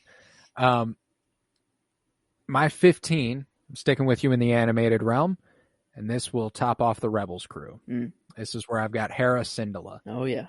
And another character that has seen nothing but amazing stories in animation. You know, the Rebels crew, she's the mom of the group. Her relationship with Kanan is far and away my favorite relationship in Star Wars. You know, I love me some Leia and Han, obviously. You know, that's classic. But the fact that I didn't watch Rebels until I was 18 or 19, and then they became so easily one of my favorite couples in Star Wars, like that says a lot. I think there's certainly just a wonderful pairing, and seeing that they have a child together, you know, there's something got a little force sensitive in the Syndulla line now with Jason. Oh yeah, Jason Syndulla. Yeah, she's badass. I'm glad that she got the like respect she deserved up there. I figured she was going to be pretty high up on your list. So I feel like if there's like any character, like the characters that are like, oh yeah, you like that person. Oh yeah, you like that person. Like what Count Dooku is for you, Hera Syndulla is that for me. You know what I'm saying? Like it's kind of like everyone I talk to who knows Star Wars and we talk about Star Wars, they know I fuck with Hera Syndulla because I make sure to let you know I fuck with Hera Syndulla. Oh yeah. But yeah, it's she's just an outstanding character, and her expansion in the Bad Batch, seeing her origin story, what happened to her dad, and how they were framed for they're framed for murder and stuff like that. Like that's just really, really interesting. Or an assassination attempt by the Empire, and I don't know. I feel like we're bound to see Hera and Omega come back together at some point after their interaction there. And I'd love to see just like a little small world. To see Hera and Omega together some more. What a small world. You know, it's the whole point of Star Wars. Don't get mad at it. It's the whole point. I want these characters to interact. I want them to see each other and know each other, and most cases love each other if that's the case. Like whether it be friendly or not, like it's just so cool to see them together, you know. And here is where our furry friend Chewbacca lies for me. At 15, and whenever you brought him up and you were like that he squeezed out of the top 25 for you, I was like, do I like every character, you know, above Chewbacca? You know, that's above him. Like, do I? And I'm pretty confident now. And like I mentioned, Maul, Mace Windu, Thrawn, like in R2, like some pretty big people below. Yeah. But I do feel like this is where Chewbacca does sit for me. Truth. Even more so after I talked about him at the end of last episode, man. That just made me realize like I made a mistake not putting him in my top 25. And like Cobb Vanth probably should have been squeezed out. He doesn't get a medal, you know, initially. You know, like should have definitely got a medal. But then in the sequel trilogy, like he gets Maz Kanata brings him the one Leia died holding. Come on, man. Like everything around Chewie is just like so devastating, but like beautiful, and just like he's truly like everything around, you know, Chewbacca is just so beautiful, and all the story arcs that he's involved in. Like he's truly just a ride or die for everyone that he's with. And he's just like a man's best friend. He's like Han and Chewie are like inseparable. And like whenever like like the kryptonite moments, or when Han's getting tortured, and like, and then like, they like come. They're just so cute together, and Leia and Chewie are so like. Just God, I love them. Chewie interacts with is just amazing, and the fact that like, had to stay in that suit, for that was probably super hot and sweaty, to do. So props to the actor. Oh yeah, Peter Mayhew, iconic performance there, and it's since been passed on to the man who did it in the sequel trilogy and in Solo: A Star Wars Story. I know his first name is Jonas, but I can never remember his last name. Here, let me see if I can. A silhouette that's like instantly recognizable, and especially his growl or roar, or I guess his speaking. I guess his just Shuri Wook, the language. Yes, I read the heir to the Jonas Swatamo. I don't know, but modern Chewbacca. But I read the Heir to the Empire trilogy, and throughout that trilogy, Leia's pregnant with child, and there are assassination attempts on her, and there are people attempting to kidnap her babies eventually and stuff. And one place Han and Luke send her is to Kashyyyk with Chewbacca to be protected by Wookiees. And it's really, really cool just seeing Chewbacca bond with Leia one-on-one, and really get to know Leia outside of Han, which is really, really cool. And I love me some Chewbacca, man. He's just such a lovable character. Oh yeah. Top 15. He kicks it off. Wow. This is Hera and Chewbacca at the 15s. But with that, we're on to 14, where we got one of my. This was the most conflicting one. Whereas, like, where I've had Chewbacca and where I've had R2D2 and where I've had some of these characters that don't talk, but I absolutely love them. This is where I got a little conflicted, but I was like, I have to. I love my little green man's Grogu. Had to be my 14. Wow. Not my 14, but just perfect. Like let's just talk about Grogu though. Oh my God, his introduction, that was the moment in The Mandalorian episode 1. Obviously I was already in. I was like, this is cool. I love following the Mando and everything. But as soon as you see the little green guy, you're like, oh my God, this show hit another level just now to where I have to know what the fuck happens. His expansion throughout their relationship growing and growing and growing, and them just, I love them. And I love Grogu. And the fact that he was Luke's first apprentice, he's met Ahsoka, and I think he'll be trained by Ezra, like kind of uniting all of these different Jedi that we haven't seen together. Like, that's just really, really cool. The future for Grogu, man. They're not going to kill him. They're not going to kill the kid. Hopefully he lives for hundreds and hundreds of years, hopefully up to around 1,000 or 900, hopefully. So that's the hope. And that just unlocks a whole nother 1,000 years of Star Wars that we can follow. So Grogu is a little further up on mine, so I guess we can save it, but only, I guess I won't spoil that, but my 14 was Yoda. The other green guy. Hell yeah. And I don't know, like, Yoda initially seems like that's a top 10, or like, he, like, that's Yoda. That's that dude. He's the master. He's the Jedi Order. I don't know. I think he's badass, definitely. But like every other character, I think is more relatable to, or like I fuck with them more. Like they're like like their idealism, or like what they like their what they're about. I fuck with more. And Yoda's just he is obviously badass, and he is everything that he is like said to be. But you can't really relate, to Yoda. Oh no, there's not much you can relate to with him. But he's iconic. The silhouette, another one of those silhouettes that's instantly recognizable. The way he talks is iconic. Everything about him is there's no other Yoda anywhere else other than Grogu. He's in Yaddle. Curious to see where the future of their species goes. Where if we see Dagobah, if that's where they are or somewhere else, who knows?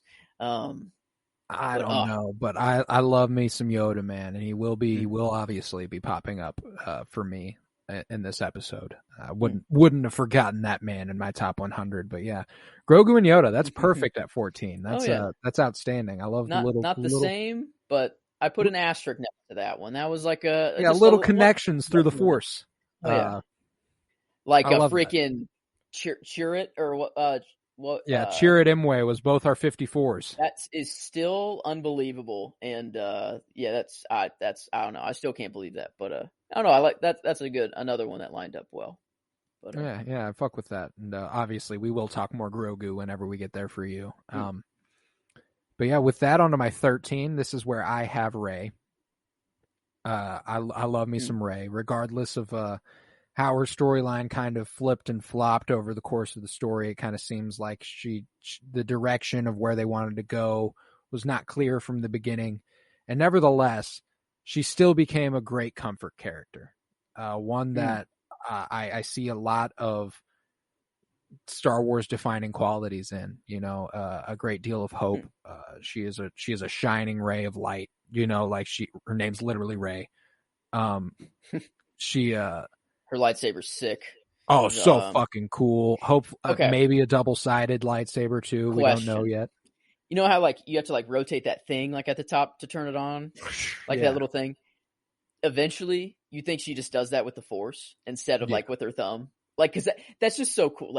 Just to see that thing twist, just on its own, and that's how she ignites it. I just like to believe that, because I don't know, every time a Jedi ignites their lightsaber, do they really press the button, or are they connected with it enough where they can actually through the Force turn it on? I'm sure they can through the Force turn it on. Because in Rey's, it's literally twisting something. I guess a button, you can press a button with the Force. I guess we watch Kylo do it to Snoke. True. Okay, fair. Yeah, but I mean that's a less that's a more obvious scenario in which that's a useful thing to do, not so much when it's in your hand. They treat lightsabers like an extension of the Jedi, when they're truly that's how they're so lightweight to them. It's just it's an extension of their body. I don't know. I guess they went heavier with it. I guess it kind of makes sense. They're not Jedi masters. They're not. They are just learning with lightsabers. So maybe that's why they were heavy. I guess Kylo's doesn't really make sense why his was heavy. Well, I guess he's not truly a Sith. He's not he's not trained sure in the ways of the Force. Of He's always fighting against himself, sort of thing. So it's, I don't know. Weight of lightsaber is kind of just a good power ranking amongst Jedis and Sith. The lighter your lightsaber is, the more in tune with the Force you are. That's why Yoda's flipping around and going nuts with his saber. Obi-Wan, super quick with it. All the that. And I guess it, kind of make, that's kind of a cool concept they threw in with kind of confirming it with Din and everything. But not to sidetrack too much with Rey. Sorry. No, you're okay. No, my favorite Rey character design over the course of the trilogy is in The Last Jedi. I love the robe she's wearing when she goes and trains on Ahch-To. That gray look is really, really cool. I love it. And those scenes with Luke are really awesome. Her time on Ahch-To is really awesome. I love watching her time over there where, when Luke tickles her hand with the leaf, she's like, I feel it. I think that's cute as fuck. I thought it was funny. A lot of people are like, this is lame, but I really enjoy it. Whenever she immediately goes to the dark, she's like, there's something down there. It's calling me, and it cracks the stone underneath her. I think that's a really cool character trait that if there was anything that gave me a little comfort whenever it was revealed that she was a Palpatine, it was that scene coming before it. It was okay, well they did hint that whenever she had an opportunity to go to the dark, she would do it. That would be a pretty easy inclination. Makes sense. In her blood. In her blood, yeah. Very much so. I mean, you see the lightning straight up. She doesn't even need to learn. Like, that's just so in her blood. It's so it's ingrained. Like, bam. Like that I don't know. At first I was kind of mad. I'm like, whoa, like why? No. Yeah, they've always been like, it takes years to cultivate that. But then the reveal that she's a Palpatine, I'm like, okay, that's cool. Like, it makes it okay. Like, like you're like, okay, yeah, that's why she can do it so easily. Like, that's why, and like, as soon as that revealed, it was kind of like, I thought maybe it would do a little to kind of make people go, oh, okay, well, that's why she's so strong with the Force without much training. And like a lot of people didn't run with it that way, but I do think that was one of the things that made me go, I'm really cool with the fact that she didn't train forever. You know what I'm saying? She was just so innately connected to the Force. But she's just a really cool character. She inspires a lot of hope. She's just she's really cool, and I think that I mean, a Jedi that little girls can look up to, and that's like super important to have. Like, we can't, like, I don't know, that was just really cool to see, like, in theaters, and like little girls like having like the 3 bobs, Rey's hairstyle, like that's what this is all about. Like, it's all for the kids. Yes. And Rey's like perfect for children. Like, you can't hate an Rey. Outstanding protagonist for the next generation of Star Wars fans. Like the fact that there are kids who got to watch Ahsoka and Rey as they were growing up is just really, really cool. And I think I think it'd be really cool if Ahsoka makes it that long and they get to interact one day. I think that'd be really cool as well. But as old Lady Tano with a younger Rey and Finn, maybe, I think that'd be cool. But yeah, Rey, that's why Rey's at my number 13. She's just a really Star Warsy character for me. Number 13 for me, like a bantha. This is where Boba Fett is for me. And I mean, I think Boba is always, before Book of Boba and before Mandalorian, was just looked at as like, that dude is just badass. Like, no question about it. Like, he's only on screen for a little bit, but like, you still get enough to be like, damn, that dude is like badass. Like, it gave enough to people like to want his armor and like to cosplay it, and like the Slave One, like everyone, like everything about him that surrounds him is just like, damn. And like Vader telling him his very design is what inspired an entire look for a clone army. Like, there's no way, like, without Boba Fett, there's no Jango Fett, and without Jango Fett, that's not what the basis of the clone army is. Like that's a really awesome fucking lineage there. And now what we have with the Book of Boba, and learning that he's like not just this mindless killer anymore, and that he has, this amazing story arc to him. And like this beautiful way, like a new life found through, the Sand People, and the 5 years that he spent with them is just like, or 4 or 5, however long he spent with them. It's just like beautiful. And the person he's becoming is awesome. Like a true, just, for the people, man. He's for the people.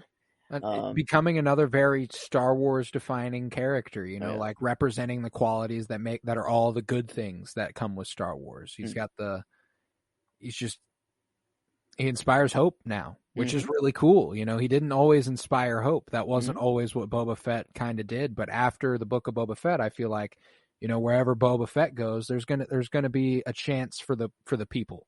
Like the people will be safe if Boba Fett's around, which is really cool. And not to say that he's not badass anymore. No, not at all. That man is still as badass as they get. Why is the knee shotgun thing just so badass every time? Dude, whenever he stuck his knee up and shot at the same time, I was like, that was the sexiest thing anyone's done in Star Wars. God damn, man. Like, they just know what they're like. Mandalorians and Mandalorian armor is just so cool. But then, like, just the whole history of Boba and Jango and like, oh my God, that's just. And Boba Fett being a Mandalorian by right, according to Din. Like, Din being like, you know what? Yeah, your dad was a foundling. I would hope my children would be considered Mandalorians. Therefore, I view you as a Mandalorian. And I think that's really cute. I think that's just really cool. Like the way that he views Grogu in that moment when he meets Boba Fett, he's like, "Oh, I think Grogu's a Mandalorian, so you might as well be a Mandalorian to me too." And I think that's just really awesome. And I'll die for you now. Like, yeah, Straight It's up. like the Mandalorians have risked themselves for me. I'd risk myself for you. There's no doubt about it. And you help me get my son back, or like send him off, basically. Yeah, I think Boba Fett a little higher on my list. He will be coming, and the Book of Boba Fett definitely boosted him. I don't. He would have been top 25 probably just off the iconicism alone, just because he's awesome. But after the Book of Boba Fett, it just launched him up the list. Mm-hmm. Oh yeah, he's my 13. All right, so Rey and Boba Fett at 13. Now 12. This is where I think I have one where you'll be like, oh, like a little low, perhaps. Okay. And Anakin Skywalker / Darth Vader. Yeah. Okay. At my 12. This is one that there's always been something, not a disconnect with Anakin, because I still obviously really, really enjoy the character of Anakin Skywalker. And I think the thing that, and I obviously really, really enjoy the character of Darth Vader. They're both iconic, and they both just define my life as a Star Wars fan. But in the prequel trilogy, Anakin was never, like, growing up, Anakin was never my favorite. He was never my favorite person in those movies. So from a young age, Anakin was never my favorite there. In the original trilogy, I always thought Darth Vader was cool, but he was also never my favorite there. I always gravitated. So mostly what comes of my top 10 here is people that I latched onto when I was young and have continued latching onto. I'd say Anakin Skywalker / Darth Vader 10 years ago is probably even lower on this list than he is now. If you could split up Anakin and Darth Vader, would one be any higher or one be any lower? Anakin would be higher than Darth Vader. Interesting. Just because getting to see the human side of him and get just the whole thing from the Phantom Menace to his fall in Revenge of the Sith. It's just a really touching and heartbreaking arc, and it is Star Wars. It is Star Wars. It's everything the entire story, and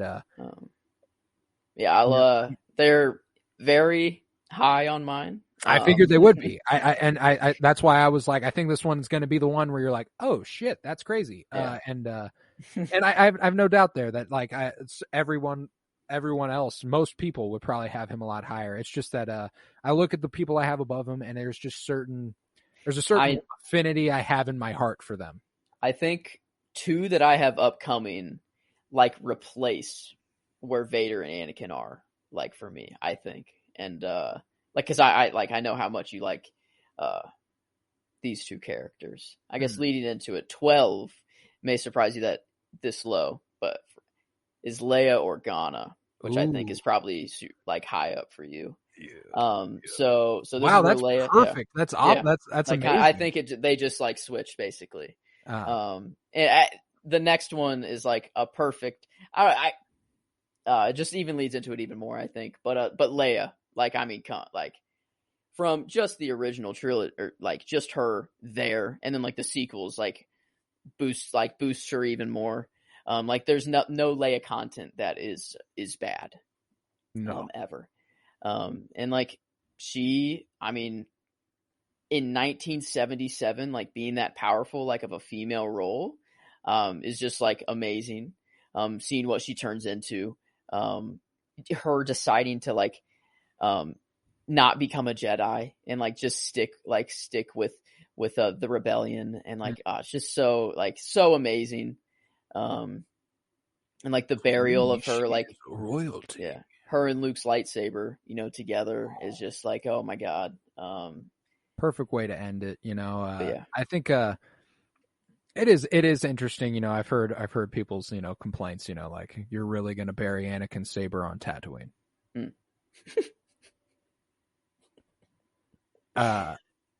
Surrounded by sand. Yeah. Well, and it's like, I don't think Anakin has, like, it makes sense that she didn't know Anakin. She knew Luke, and she knew this was Luke's home where he grew up. And Luke, he obviously didn't love Tatooine, but it nevertheless was a place that he called home. I think Anakin. Yeah, you get buried on Mustafar? Right. No. Yeah, You get exactly. where else? What other planet could you bury it on?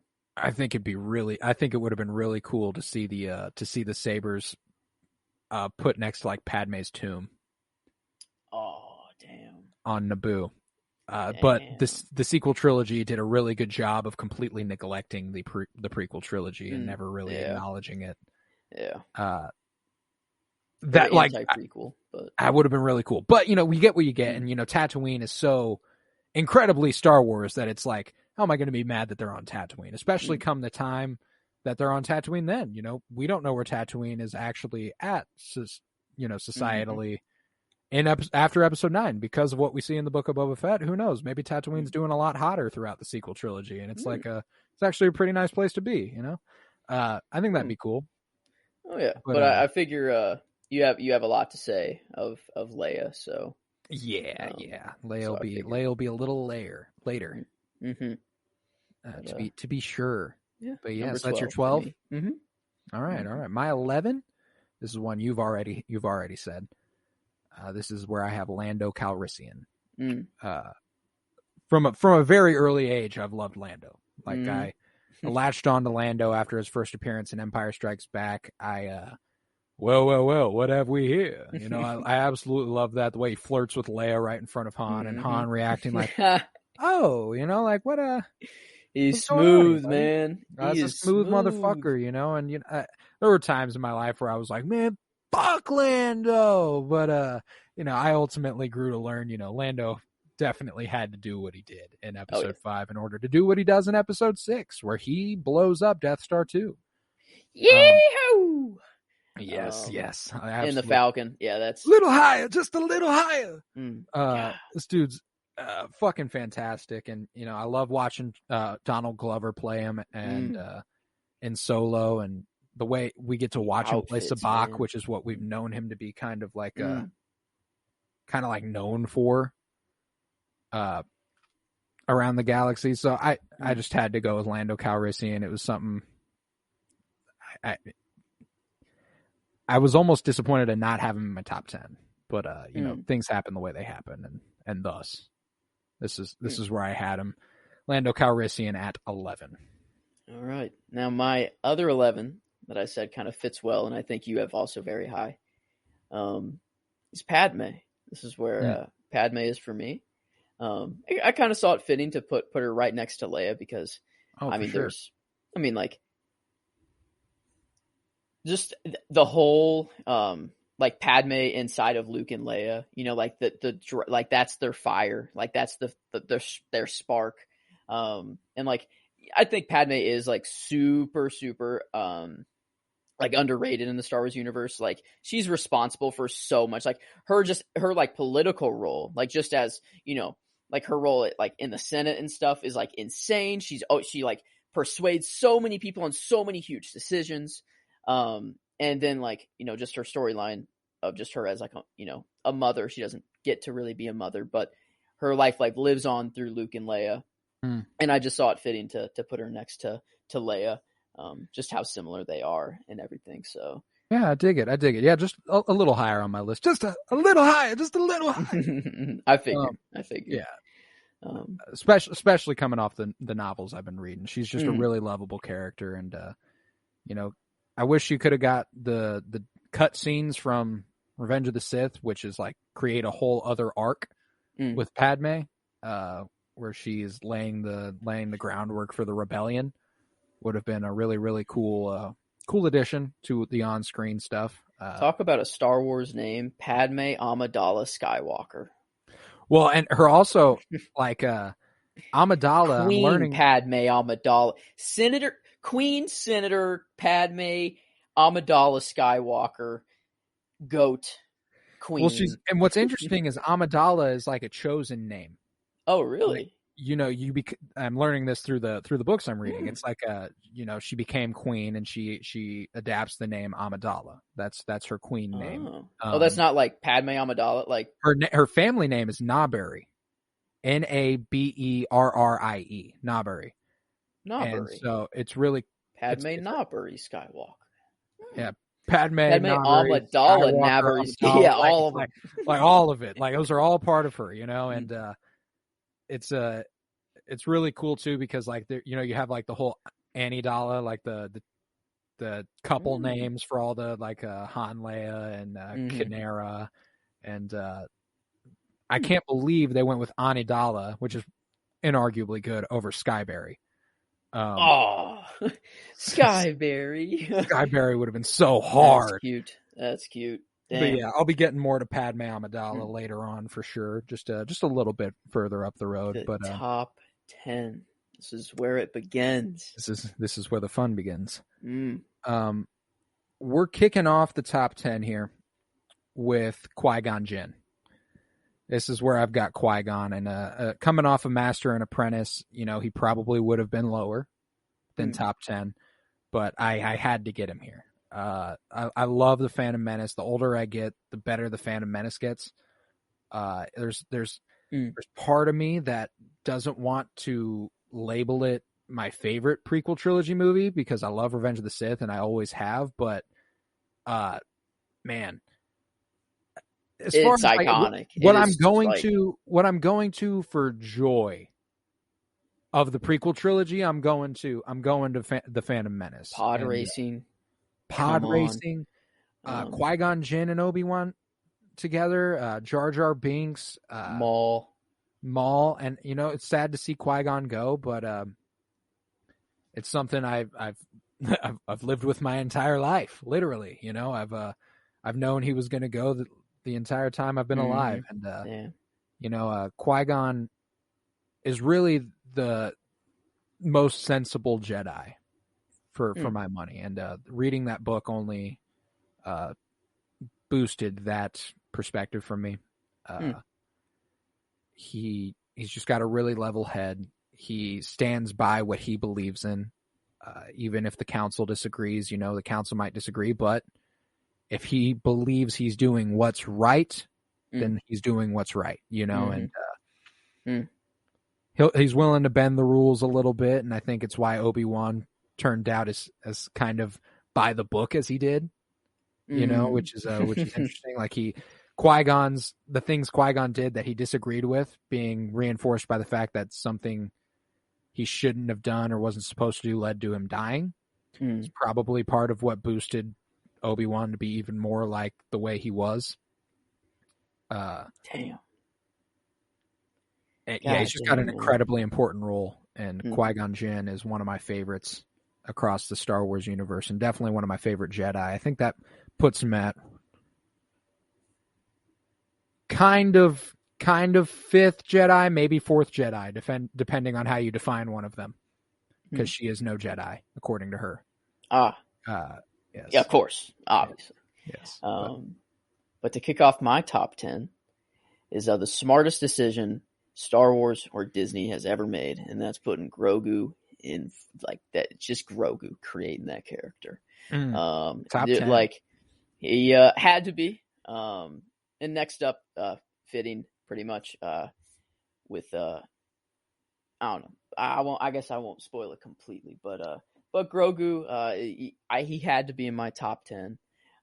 He's just the future of him is insane. The potential that they have with this character and how he ropes into everything is still a mystery, and like still so gravitating, and like just makes me come back like more and more and more. Not just to just see his cute little face, which is enough, and all the cute little moments he has, training with Luke, the little force hops that Luke's carrying him along with, whenever Luke's, has him in the backpack like Yoda does, when he's on Dagobah, does the front flip. Oh my God. Sees Order 66. Grogu has only gotten better and better and better. And like we've barely gotten anything like of him. And that's insane. So he had to make my top 10. But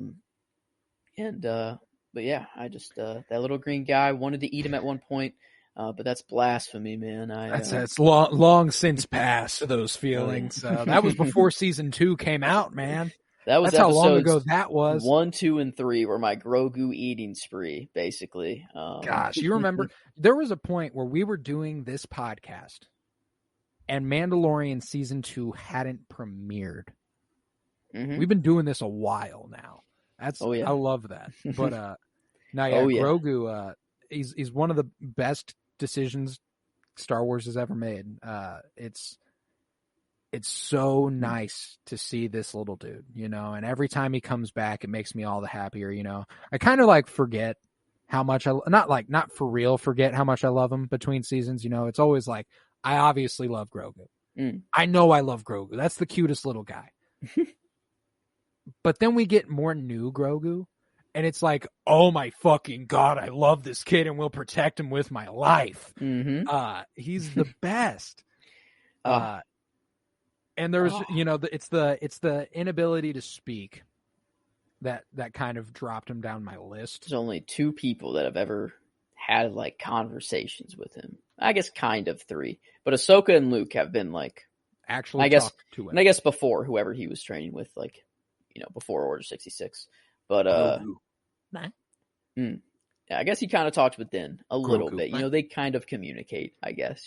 I love when Din learned his name. I was like, Grogu? He's like, Grogu. God, they're so cute together. But yeah, start off my top 10 with Grogu. Oh yeah. All right. Now on to my number 9. And this was a tough decision. This top 10, it was like, man, who is above the other? You know what I'm saying? And oh yeah. I'm pretty confident now, though. My 9 is no Jedi. That's Ahsoka Tano. Okay. I really love Ahsoka. Coming off of Clone Wars Season 7, I was like, that's top 1. Like I had no doubts in my mind immediately upon finishing the Clone Wars.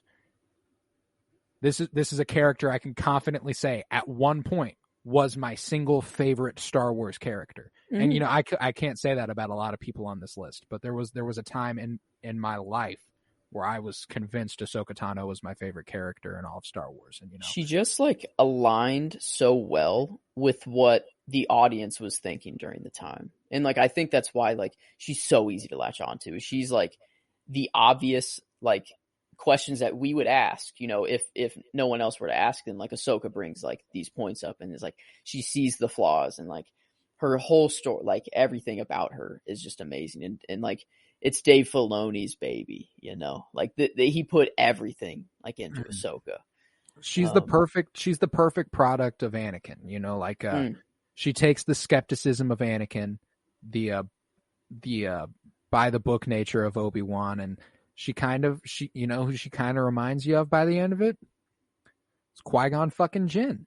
Like by the end of it, it's kind of like she's out here to make her own decisions. She recognizes when the council's wrong. If she thinks she's doing the right thing, she thinks she's doing the right thing. And I really, really respect that. And she's always been one that I grew up watching the Clone Wars. I didn't I've said this a few times I didn't watch it for the story or anything. It was just like, cool, lightsabers and Star Wars characters doing things. So, I'm watching Clone Wars when I'm 8 or whatever on Cartoon Network. And like to watch her grow and become a character that I love in 2020, that has grown with me over the course of my life. That's pretty incredible. And Orange. Underutilized, but man, when used, it just seems right. And man, I do love Ahsoka, and I still am yet to tell you that I like live action Ahsoka more than I like animated Ahsoka, because animated Ahsoka is just, how are you gonna top that? No, yeah, there are some characters that have been brought to life seamlessly without any sort of like overlap where I'm like, well, those don't really feel the same. And Obi-Wan, definitely one of those, like that character in the Clone Wars as opposed to Ewan McGregor, and then later on in Rebels as opposed to Alec Guinness. Like those are perfect adaptations. I think Maul, pretty seamless. That's one that's and then you got examples like Anakin, where it feels like there's kind of a disconnect. And Ahsoka, it feels like there's something there right now that hasn't quite hit full stride for me in terms of live action Ahsoka. Ashley Eckstein was just a queen as the voice of Ahsoka, and I hope Rosario Dawson can really, really rein that shit in and take her home. But we shall see. We shall see. Yeah. Following Grogu, I thought it was only fitting to have Din right there next to him. Yes. So he's my 9. And I mean, you love Din for every reason you love Grogu. Their relationship is just so good, like so good. But then, like outside of Din's relationship with Grogu, just a badass Mandalorian, foundling through a purge, which like just through war, and kind of brainwashed into the way a little bit now that we know. But like seeing the man that he's like turning into, he has someone to live for now. He's a father. Grogu chose him, and he's like, okay, here we go. Now it's on. You're my boy. And you're my boy forever now. Like, I don't have to worry about you getting taken by a Jedi again. Like, now we ride. And, him in that moment going to die for Boba, he thought, like, it's best for me just to stay away from Grogu, it's better for him. He was comfortable. He was like, all right. But then instantly, whenever he sees him in the car, he's like, fuck, I should not have, like, I doubt, no, like, no way. What? Like, no, I knew, I didn't know when I would see you again, but Not I knew. Yeah. So, he knew he'd see him again. And I loved Din, and he will be popping up here in a second. His armor. Oh my God. The beautiful, all the technicalities that have to go along with that, not getting any cameras or crew members and any reflections, is insane that they are so confident with his suit. And they do it so well, responsible for like the volume the show was. So I'm very thankful for that. All the technologies and stuff that this is pushing forward is super cool. But yeah, I figured Din would be, pretty much right around this area. He's definitely a top 10. There's zero doubt about it, and he'll be coming up in a couple spots for me as well. But with that, my 8 is Boba Fett. This is where I have Boba Fett. He ended up eking into the top 10 after the Book of Boba Fett. We see this warrior with a heart to him, who will go to bat to protect the ones he cares about and the ones who are defenseless. Which I think is really cool. And Tamara Morrison, one of the best casting decisions the Star Wars universe has ever made. And getting him back as Boba Fett, 18 years after his appearance in 20 years after Attack of the Clones. Oh my God, this year is the 20th anniversary of Attack of the Clones. Holy shit. What?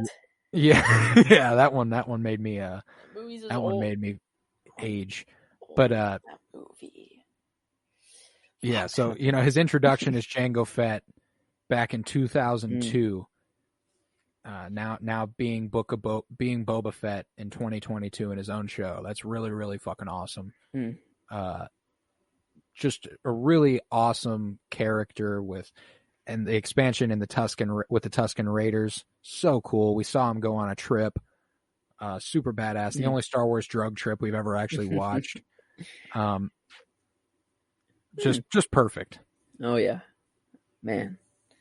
I still don't think there's a better end to an episode.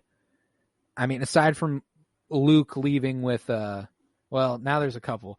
Now with Luke leaving with Grogu and R2, and Din flying off with Grogu in the back of the Naboo starfighter. Still my favorite end of an episode is Boba Fett doing the tribal dance with the Tusken Raiders. That was such a good episode. And that whole episode might have been my favorite episode of the Book of Boba Fett. Besides art. That's like legitimate, like Tamara Morrison's like culture that he brought into the show, right? Like that's like the Maori tribe. The Maori, yeah. That's just so cool that like Star Wars just allows for that to happen. It's just a galaxy where you can take in legitimate cultures, and it seems still Star Wars. Like that was still like such a Star Wars thing to happen, even though like it came from a real world culture, which and I can't tell you for sure whether or not that was actually a Maori tribe dance, but I know for sure it was Tamara Morrison doing those dances on set that inspired that from Robert Rodriguez. But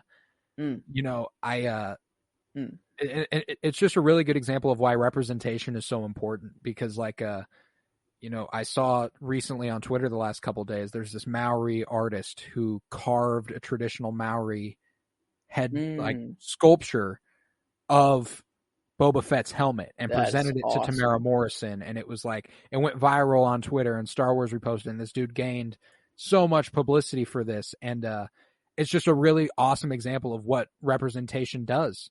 Like the fact that the Maori culture just got such a huge boost because Tamara Morrison is Boba Fett. I think that's just so cool, and the fact that in this era of Star Wars, with 3 leads in Boba Fett, Fennec Shand, and Din Djarin, and having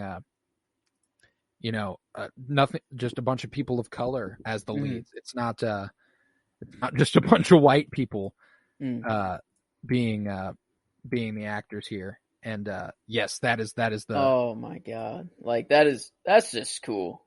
We're looking at the pictures of the sculpted, or like the helmet that he was given, and like that's just so cool. Like that Star Wars like can even allow for something like that to happen. Yeah. I'm glad Boba made your top 10. I guess he was my 13, so he was close, but I love it. I think it's so cool to just. Boba, Tamara Morrison being a Maori tribe, and Ming-Na Wen being Chinese, and Pedro Pascal being like Chilean. Like, just we ain't fucking with the white Americans right now in those stories, which is just like, I like seeing leads who are representative of a large galaxy. Not just a bunch of white people interacting. I think that makes sense. But yeah, Boba Fett at my 8. My 8, we just kind of talked about her, but this is the No Jedi. This is where my Ahsoka lands, so pretty close. Only one gap difference. Yeah. But I mean, like the only part that we haven't really talked about with Ahsoka, I guess we talked about a lot of her, but the in Rebels that whole Vader and her, where she like truly believes that Vader's a different person than Anakin, and it takes seeing him through the helmet and like recognize, and he's like, and then she's like, oh my god, like what? And then she's like, wow. I'm not leaving you, not this time. Ooh. Wow, like I mean, it's insane that I mean it's just so like from Padawan, Ahsoka, to like that moment, that art, like the history of her and Anakin, like everything like they've been through, and like, oh my, like just like wow. I don't know of a more like beautifully made character than Ahsoka.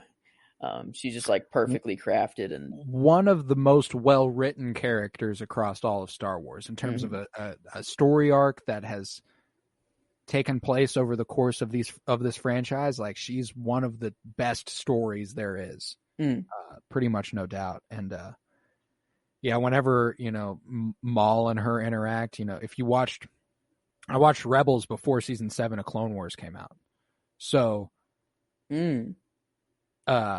there's this interaction between Maul and Ahsoka where he's like, Lady Tano, and is like, knows who Ahsoka is. And it's like, oh yeah, well, how the fuck does Maul know who Ahsoka is? Wait a What's minute. That? Oh, yeah. And then to get that in that's cool. the Clone Wars final arc where he was like, who are you? And they meet, and he like regards her as Lady Tano, and he offers his hand to her to like be like, yo, we could do this. We could take them down. This could be our thing. And it's just the Phantom Apprentices, Anakin's apprentice and Palpatine's apprentice, forgotten by the Jedi, forgotten by the Sith. Jeez. Like, wow. Yeah. I mean, I really hope live action Ahsoka can like stack up, and they do well by her. And I mean, with Dave Filoni there, I mean, I don't think he's going to let anything happen to her. I'm confident it will be well written. I'm confident it'll be well written. It's just there's something about Rosario Dawson's Ahsoka right now that doesn't feel the same as the Ahsoka we've known. And I'm not sure what that is yet. I'm sure it'll get refined. Dave Filoni at the helm, it'll be just fine. But Ahsoka at your 8, that makes That's 9 and 8. That makes perfect sense. Mm-hmm. Oh, yeah. That's interesting though. I thought she might creep into your top 5. I thought she might get up there, but there's a name on here that I still haven't heard that I'm like, you know what? Good for you, Joe. You're sticking by it, and I fuck with it. Oh yeah, for sure. I love it. Oh yeah. But yeah, with that, I'll go on to my 7, and this is where I have the Queen, Padme Amidala. Had to be top 10, and I wanted her to be top 5, but I looked at these top, like the 6 I have above her, and I was like, this is it. Like, she has to be 7. She had to fall outside of it. But nevertheless, I love Padme, and I love her more than I ever have right now, as I'm actively reading her trilogy, and I can't wait for the next book to come out, Queen's Hope. Very much so looking forward to that. I'm definitely going to be reading that upon its release. But she is just, like you said, she is the spark you see in Luke and Leia. They like to parallel them to Anakin a lot, and that seems to be where the focus is that they were Anakin's kids. But if you're watching and you're looking at the traits of these characters, I think Padme shines through Luke and Anakin shines through Leia a lot, which is really, really interesting. God damn. Leia also got to grow up as royalty on Alderaan, along with Bail Organa and Brio Organa. So I also see a great deal of Padme in her, and I just think it's interesting that Padme she deserves some more respect even within the franchise, to be acknowledged more, because her role in the prequel trilogy is integral. And without Padme, I don't think we get quite as good of stories as we got. And I mean, you don't have the fall of Anakin Skywalker without Padme. That's certain, and there's all the Star Wars. Are you an angel?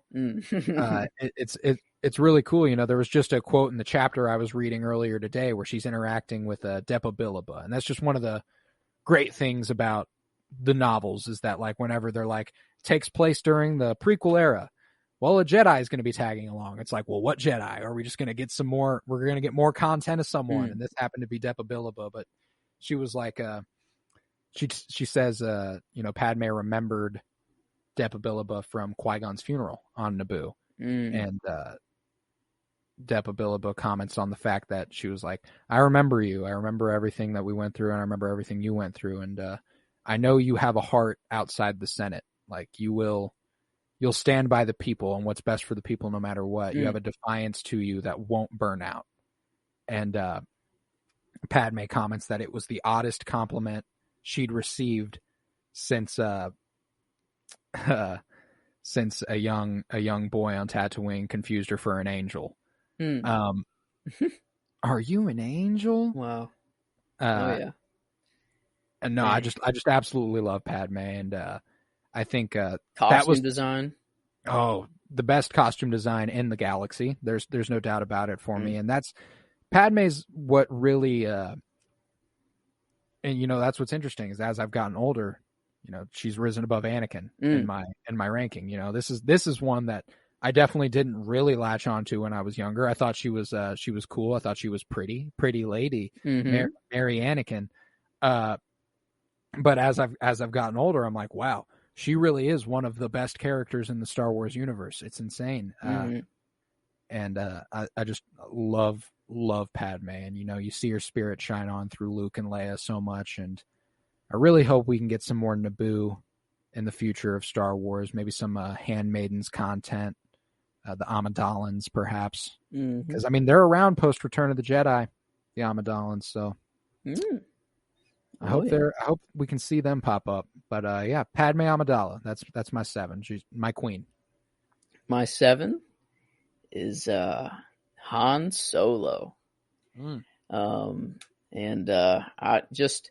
I love his arc. He truly becomes a hero. He comes back.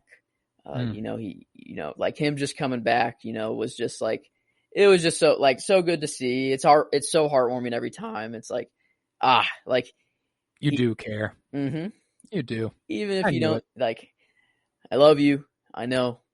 Like, he is so Han Solo. Like, Harrison Ford is just, even though he hates the role for whatever reason, goddamn did he fit it well. It's I don't think it's that he hates the role. It's that like he does it. He does his job, he acts, and then he goes home. It's not like he cares. Like, it's just like, it's just that he's like, I don't really give a shit about Star Wars lore, guys. I just know that I cashed a huge check from Han Solo. So for that, I love that guy. Which is, he bought me a plane, some shit like that. But yeah, Han, I mean, on like, whenever I was looking up, list of Star Wars characters, like after I got to like 80 whatever, whenever I stopped, or 60, so whatever the number happened to be, like Han was like number 1 on a lot of people's lists, which was interesting to see. He's the OG fan favorite. You know what I'm saying? Like, it's like I guess he was he was the cool guy. Yeah, he was like, I guess before, what was he in? Was he in anything before Star Wars? I mean, he was in American Graffiti. This is what really launched his character. This is what really launched Harrison Ford, though. But yeah, I think he's the original fan favorite. Everyone was like, well, Luke's kind of a dork, and Han's the cool guy. He runs around with his giant dog friend. That's super dope. True. Super cool pilot. He's a blaster at your side is a lot better than any Jedi voodoo will get you, but I love me some Han Solo, man, and he'll definitely be popping up on my list here in a little bit. But yeah, love Han Solo, man, and the redemption. This immediately becomes one of Han's best scenes when Kylo's redeemed, and what she stood for, what she fought for, that's not gone. God damn. No, Kylo Ren is dead. My son. Okay, to clear that up, how exactly is Kylo seeing Han? Is it through Leia? Like, is it Leia's last act of desperate? Like, it's her last act, basically. Like my perception of it is that Leia did what Luke did in her final moments, and projected herself before Ben while the fight was happening. When Kylo looks up and Rey stabs him in the chest, I think he's looking at Leia. Like he's genuinely looking at the form that Leia took, but they didn't have. I'm assuming they didn't have footage to really coincide with it, so it was just like kind of power of the moment of him seeing her, and that's just kind of what happens. But and then after that, I think it's kind of Kylo's consciousness manifesting in a certain way, like damn, the main conflict he tells him, like, mom's gone, like fresh on his mind, like my mom just died. So it's just kind of like, I've lost my mom, I've lost my dad, and now that's the push I needed over the edge, is Rey saving me when my mom came back to save me, and it ultimately manifests itself as Han, that's the last straw to come save him. Leia saves him, Rey saves him, Han saves him, and that's kind of the whole thing. And I think it's just him visualizing his conscious in a way that it's Han. It's definitely the most, as far as a franchise where they have Force ghosts and stuff like that, it's certainly an interesting choice to do something like that would certainly do nothing but confuse people. Mine's just an interpretation. Like, I have no idea if that's actually what they meant, like that's just what I take from it. And I think if you're one to think it was Leia manifesting herself as Han Solo, to each their own, but that just didn't seem feasible to me. I didn't think I think it would just be kind of it kind of manipulates Kylo into his redemption instead of him getting there on his own. It's like if Leia presents herself as a different person and convinces him to come back to the dark side or come back to the light side, it's like kind of coerced him by using his dead father and do it, but not coerced him obviously, but knew what was best for him. You could always interpret it however you want, but I just think it's Han Solo manifesting in his imagination. I use my 7. All right. With that, on to my 6, and this is where I have Din Djarin. And the thing that reaffirmed this was his return in the Book of Boba Fett. You know, I talked about this on that episode, The Return of the Mandalorian, how I wasn't sure if I loved The Mandalorian because I just love the show and everything it's been about, his relationship to Grogu and all of this. But when we spend that whole episode with Din, I'm as happy as I've ever been watching Star Wars, you know, True. and it's just Din. True. And I love the character introduction we got in episode 1 where we see him go after the Mithril, him walking into that bar as it opens up before him, and you know, him ultimately being like just an overwhelming badass straight off rip, just an instant fucking cool guy. You know what I'm saying? Like he comes up to the bar and slams the dude's head down and just snips a dude in half with the door. Like Space Batman, if he could kill. Right. Batman could kill. This is Space Batman. That's a fact. That's a fact. Space Cowboy Batman. Space Cowboy Batman is Din Djarin, but you know, Grogu's his Robin. Yeah, his little boy. Well, yeah, and obviously that is the driving force behind Din's character is the relationship he has to Grogu, and I love the paternal figure we've seen him become, and to always seem to not be looking for that, but be open to that possibility because he was a foundling. You know, like if he found a child who needed to be taken care of, he'll take care of the child. You know, like he found a child and he's like, I can't kill this kid. Like what if they had killed me when they found me? Like that's just immediately having that heart to him. It's touching as fuck watching him fly off with Grogu at the end of the first season, and even his hatred of droids, like even coming, you know, around where he's even thanking little BD-1 droids, and like, you know, he likes droids now a little bit. I think IG-11 did that a lot for him. Like he was huge leap in his development towards appreciating droids a little more, and you know, I think to the Passenger season 2 episode 2 where he's helping the frog lady transport her eggs. I love that moment for Din. That's a great one.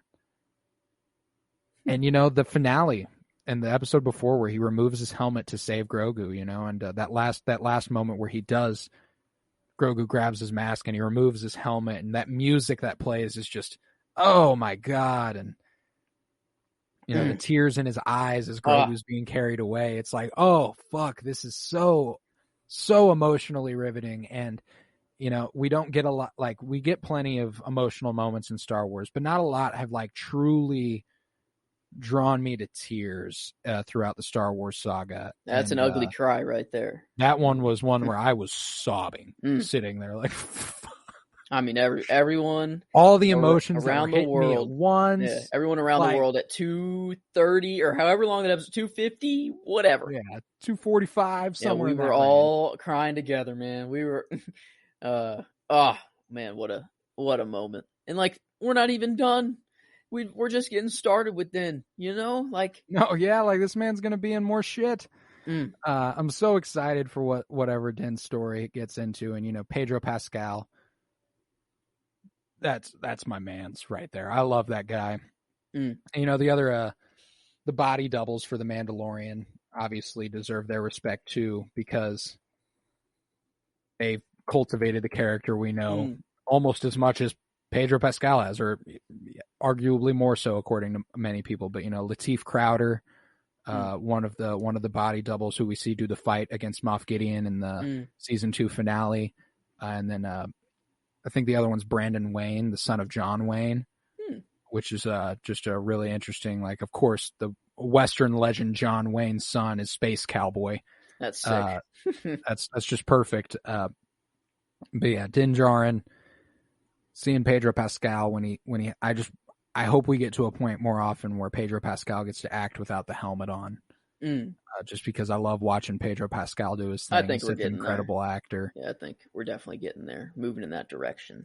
The Creed is no longer, but kind of, maybe. I don't know how. You know, He's going to do what Ahsoka and Ezra and Kanan and all these characters did with the Jedi Order. He's going to find his own relationship to the creed. You know, like he still abides by it, but you know, there's room for it to be adjusted. I think he sees. Yeah, there are some good things to take out of there, I guess. You know, like for survival and for certainly, like just straight up, you know, combat and stuff. Loyalty and solidarity and family. Like they very much so believe in that, and I think he is going to choose to view that as taking precedent over some of the rules that they've laid out. Loyalty and solidarity should be above some of those things, like removing your helmet.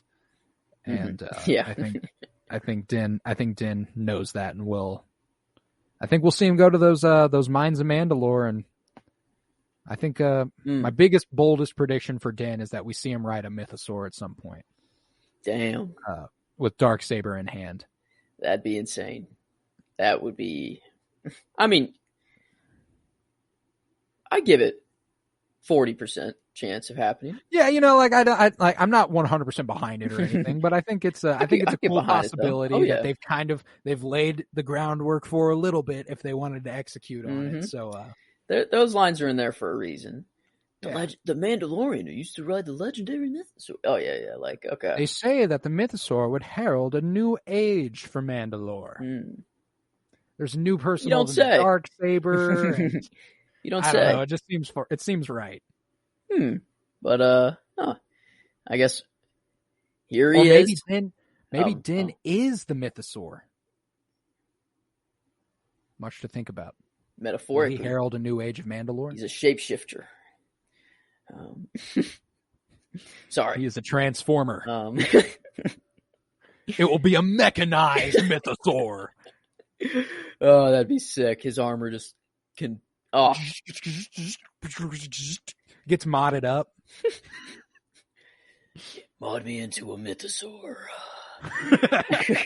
Do what you have to do. But I guess moving on. Here he is. My boy, number 6, goes to Count Dooku. I was wondering if he'd break the top 5. And it was between him and one other guy that we're going to break the top 5. And I recognize Game, you know, like Game recognized Game. The guy who's above him, he's above him. You don't have a lot of doubts about but not bare, just this much. Just one spot. I mean, like, you can't talk about just Christopher Lee. Just as a dude in real life, Sir Christopher Lee. Actual Sir. Like his full name. Yeah, like Sir Christopher Frank Carradini Lee CBE CSTJ for his like royalty, like, you know, knight status and stuff. God damn. Dude was like he fenced, you know, so that's why his like dueling was actually clean, you know, like just like they let this dude just like go with his lightsabers, and he just knew like what he wanted. Like he like specifically like liked the curved hilt. Like he thought it actually like gave an advantage, you know, to him, like in his fighting style. Like dude is just a badass, and like the whole, like, you know, him getting trained by Yoda and then recognizing the flaws of the Jedi, like getting that in Clone Wars was amazing. Not just seeing him as like the true evil guy that he is. But he's like very calculated, very meticulous. Hey, he told Obi-Wan. He told him the Senate's being controlled by a Sith Lord named Darth Sidious. Yo! And was like, we can do this. We can take him down. Me and you, right now. Come with me. And, you know, Obi-Wan being who he is, and Qui-Gon having been who he was, it wasn't going to work like that. It was going to be Qui-Gon if anyone was going to do it. If anyone was going to do it with Dooku, eventually, it would have been Qui-Gon. And I don't know if he would have, but. Oh, man. But yeah, Dooku, you know, an actual beheading that we do see, like, you know, sound of head rolling, you know, definitely a memorable moment in Star Wars, that's for sure. Hate to see him go, but, you know, when you get in the way of Anakin, not much you can do. But I don't know. What a duelist. One of the best duelists in the entire galaxy. But yeah. Incredible. Number Dooku, 6. great character. I'm glad he was so high on your list. That makes me happy. I had him at 24, so we had a little bit of a difference there, but not too bad. And I like that this top 25, with some exceptions, has just been a variety of the same characters, which is really cool. Which was bound to happen. Yes, and I think we already counted it out. Like, I had 10 that you wouldn't have in your top 25, and you had 9 that I didn't have, or something like that. But that's really cool too. There's a good balance of things you enjoyed that I had lower, and things that I enjoy that you had lower. But with that, we're into the top 5 here. Here we go. And it's interesting because 3 of my top 5 are characters you have already said. Same here. That's really, really cool. More like 2.5 or 1.5. Yeah. So, interesting. Who kicks it off? So my 5. This is where I got my man's Yoda. Love me some Yoda. He's always and it's OT Yoda. Contrary to popular belief, being a prequel baby, you might think I liked the little animated Yoda a little bit more, but I can confidently say, upon growing and watching and understanding the characters, I too am not 100% on board with the way Yoda goes about things in the prequel trilogy. But come the OT, that's my Yoda. The one that's kind of lost his mind a little bit. Is a little batshit crazy. He's funny. I love me some Yoda when he pops up in Empire Strikes Back. That's one of my favorite appearance of Yoda's is definitely Empire and Return of the Jedi, and closely after that, and might even be my second favorite appearance, is his Force Ghost appearance in The Last Jedi. I don't know about the lightning strike though. I don't know about it. I don't know if that's truly like the lesson he was. I don't know. Like, really, Yoda the one to do that though? Like, I guess it would make sense for anyone if anyone were to do it. Yoda would be the one. But I mean, I guess the book survived anyways. So yeah, I think the thing is that he knew Rey had gotten the books out, so he was like, book survived. There's nothing in those books the girl Rey doesn't already possess, because she literally possesses the books. Okay, never mind. It was just truly to teach Luke a lesson. He always spoke in riddles. Stuff like that. Like, I think, and I think that was actually why that line might have been there in the Book of Boba Fett. He spoke in riddles. Is because, like, he didn't really speak in riddles. He just spoke with backwards grammar, but that line can be perceived as a bit of a riddle. There's nothing in the books the girl Rey doesn't already possess. Wow, what a guy! But ultimately, him sitting next to Luke that one last time and being able to talk to him about it and inspire Luke to take his last stand. I think Yoda was a great master for Luke to have, but instrumental in him not seeing the flaws of the Jedi before him. Yoda was very steadfastly by that Jedi code. He still bought into it even after the collapse. And there are certainly things too. Like, I never thought the point of the movies was to be like the Jedi were wrong. They're not wrong. They're bogged down by dogma and the bureaucracy of it all. The way they've been involved with the government so closely is where it led to them becoming a problem, is the politics of it all. And the position they were in to be manipulated as they were. And I think Yoda probably figured that out in his years as a hermit. Yep. Just being like, you know what? I think I see what happened. He blamed himself. Like that's why he went off. He's like, I lost, I lost to Palpatine. I could have saved everybody. And I was going about it kind of the wrong way, like, for a while. And it's just, damn. Kind of, I don't know, perfect that my number 5 is Palpatine. He'd be the only guy to squeak out Count Dooku out of the top 5. And that's just where Palpatine lies for me. I forgot about Palpatine, yeah. man. I had him at like 40. Yep. I love me some Palpatine. He's straight evil, but I love Thrawn and the mastermind that he is, but Palpatine is responsible for everything. That's true. And possibly more. Who knows what else like fills the gaps between the sequels and Return of the Jedi. So, I'm super excited to see how they do fill those gaps. But he's just, I don't know, just super calculated. Love the mastermind villains. He's iconic. That silhouette, he completely manipulated Anakin in every single possible way. Oh my goodness! Some of the imagery they use when it's just them in the office, where they use their silhouettes walking side by side. It's just so fucking effective.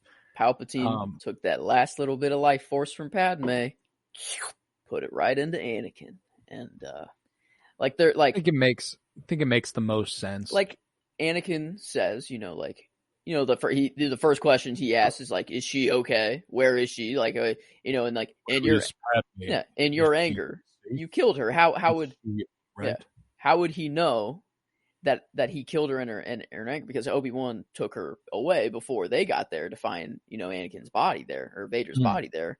So like, I mean, does Padme die like through? I mean, she was, I guess, like force choked and like beforehand, but like, does giving birth just after getting force choked like kill you? Like, I don't.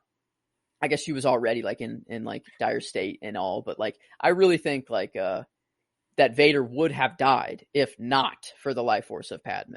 Like that last little bit. Like but I think that's my favorite. Like I think there was a really long time where I kind of viewed it as not Palpatine removing the life force from Padme, but it was what the droid said, like she's dying inexplicably. Like we have no idea what's happening. Like a broken heart. And I don't think, I think like that, the romantic side of it, like the Shakespearean tragedy of it all, the way they framed it, that made a lot of sense. But for me, that really sucks for Padme's character. And therefore I choose to ignore it. Because Padme does have plenty to live for. A couple of children. They're right there. Yeah. So I have to think that something else interfered there. And obviously it's not like she lost the will to live and can control whether her heart shuts off. Like that's not something that can necessarily happen. It would have had to have been she was in such dire circumstances that she basically just died. Maybe the Force even kept her alive long enough to have her give birth to Luke and Leia. I just see like if Palpatine is taking the life force from Padme, if Palpatine takes the life force from Padme to give to Anakin, why wait until she's gave birth to twins? I just don't think that it makes a lot of. I guess maybe in Palpatine's master plan, like he thought Luke would, join them. And something that I would be okay with is like he did take her life force, and the Force kept her alive to give birth to the babies. And that's the other thing is just like how. Yeah, I mean. It's all the Force. Sith rituals and sciences. It's the Force. Like, it connects everything, whether dark or light. So, I think, like, I don't know, it makes sense if Palpatine was involved in some way. And I don't know, maybe he really thought that, like, these two kids could be very beneficial to him. Like, these are the children of my, Vader. Like, it's Vader's kids. Like, damn. Like they're maybe. So I don't know, but maybe it was like one day they'll become powerful enough to unseat Vader and work for me. Like I don't know. I do not know. Yeah, he snuck into my top 5. I respect it. Now, yeah. See, I just like it is interesting with like retcons and stuff, like going back and taking characters from the original trilogy and trying to adapt their stories in a way is it gets hard because you're kind of like there's some things you have to ignore sometimes, you know, and like with Rey, like with Palpatine being so insistent on getting Rey, I have to think he would have been very insistent on getting Luke and Leia if he knew they were alive. Yeah, true. That's interesting to think about. Yeah, there's just a lot there, you know. In that one moment, that's a big moment. It's a huge moment. Damn. But yeah, Palpatine. It's a really strong character and another Star Wars defining character for sure. But doesn't warm the heart for me like some other ones do as I define this typically.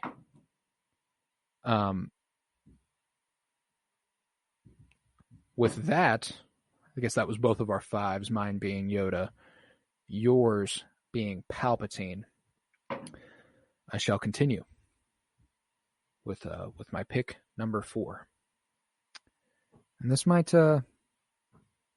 be a slight shocker. Just given the 4 that I haven't said yet. It's like you'd expect him probably to be the top. And at 4 is where I have Luke Skywalker. What? Yeah. Luke Skywalker, you know, I love this character, obviously. And this is another example of something that happened with Anakin's character when I was a child. You know, I when I was younger, I never idolized Luke the way I idolized Han Solo. You know, I always thought like Han Solo was my favorite character, and Han Solo was my favorite character. But you know, with Luke, wow, it's only recently that I've come to appreciate Luke Skywalker on a level that I'm like, oh yeah, undoubtedly top 5, and he was always top 5. You know, it's Luke fucking Skywalker, but you know, it's. I really loved his performance in The Last Jedi, not the character Luke Skywalker so much as Mark Hamill. I think it's his best acting he's done across the franchise. And I do appreciate Luke in that movie. I think his ultimate redemption there is awesome. His final moments is one of the most badass things anyone does in all of the Star Wars universe. He's a literal legend to the point where people don't even think he's real in that own galaxy, which is insane. But I mean, I'm very surprised to hear like Luke out of your top 3. Definitely out, like even the top 2 even. He's outside of my and I debated like he was almost 3. I even switched him to 3 while we were talking on number 6. Wow. And then I switched him back before we got here because I was like, nope, it's not right. I think I know who I like here. And I see. And these top 3, the top 3 I have here ultimately go back to my like these are the characters I've loved since I was a small child. You know, and like that's how I'm gonna go about it. But yeah. All right. Luke Skywalker 4. Wow, what a shocker. Yes, perhaps a shocker indeed. But Luke Skywalker is my 4. I think my 4 doesn't come as really any surprise if you could figure out my top 3. This will probably solidify the top 3 pretty much after I say him, but it's Obi-Wan Kenobi for my number 4. Space Jesus. He's our dad. He makes all the dad jokes. He's just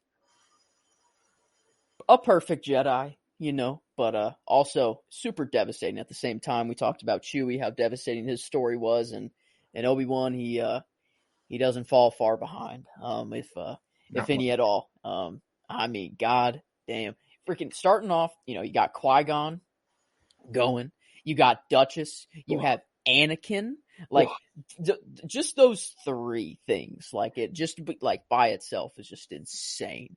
And then, like, he has to live on Tatooine as this hermit, you know, or, like, who knows, I guess, what's going to happen with him. I get, you know, but as we've known, he just lived in, like, solitude by himself on Tatooine, just making sure Luke was all good. Yes.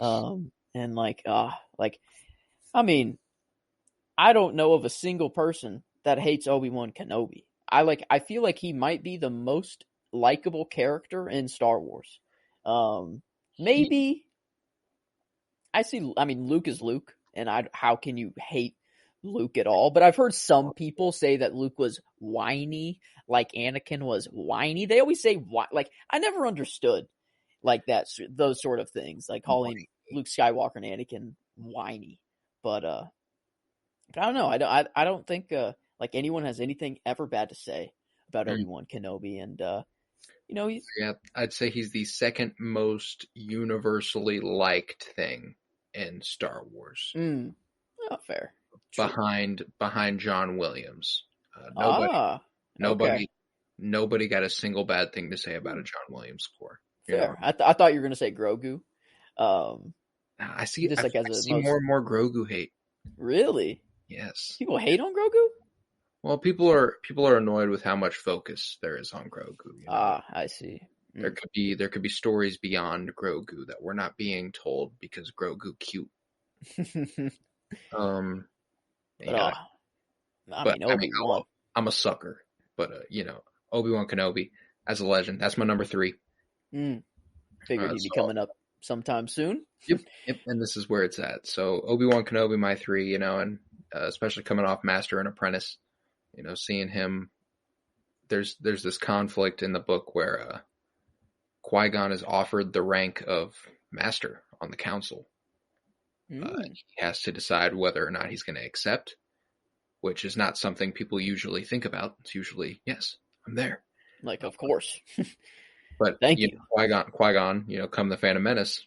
That's not it's not a Jedi Master, if you remember correctly. He turned it down to keep working with Obi-Wan Kenobi, and Obi-Wan Kenobi and him really grew a kinship and stuff. And it sucks to see him. Sucks that he had to watch his master die. And God damn. Yeah, it's rough. Another underrated kinship for my money is Obi-Wan Kenobi and Padme. I think they had a really cool kind of friendship that they don't get to express a lot because Padme's trying to hide a lot with Anakin, but there was always this respect there because that was the first Jedi she met, knew her from a young age and was someone she could always find counsel in. I was trying to think of any scene that I disliked Obi-Wan in, and I think there's only one, and it's not really his fault either. It was whenever I forgot who was coming at it. It might have been Finnick. No. Someone was trying, a sniper was shooting at Obi-Wan, hit him, he fell off a building, and they faked his death. Had the whole funeral and that whole storyline. That's why I don't remember exactly what happened or what their reasoning behind faking his death. It was probably just if Obi-Wan is seen as dead, that's just advantageous in wartime and when he's obviously not dead. But I don't know if it was Obi-Wan who made that decision or if it was someone higher up on the council. Well, Mace Windu and Yoda were the only other ones who knew about it. So I think they kind of sent him on this mission. It was better for Anakin to think Obi-Wan was dead. They kept him out of the loop, and that was therein one of the things that contributed to his distrust of the Order. But, I actually really enjoy that arc where Kenobi goes undercover and infiltrates that group of bounty hunters and participates in the box and stuff like that. That's super dope shit. But, something we haven't talked about a lot throughout this top 100 is the Mortis arc.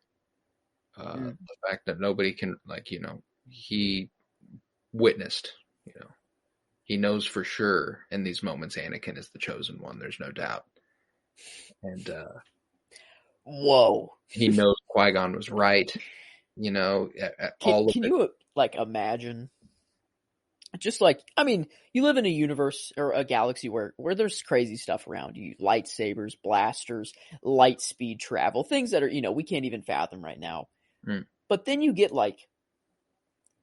you see this one dude literally controlling two whatever they were, physical embodiments of the Force, basically, and he's controlling the whole day-night cycle, everyone, and you had to witness that, like to be, it was Ahsoka and Obi-Wan, right? Was it Ahsoka and Obi-Wan? Ahsoka and Obi-Wan. Like they had to just be like, oh my, like, I mean, like we heard rumors and like, I mean, we didn't like, who knows if all this prophecy stuff is true, like Chosen One, who knows that? But like in that moment, they just were like, there's no question about it. Like this is the dude. Like, I don't know, but And, a key thing for me here in this top 5 here, and you'll know who my top 2 are if you paid any attention by now.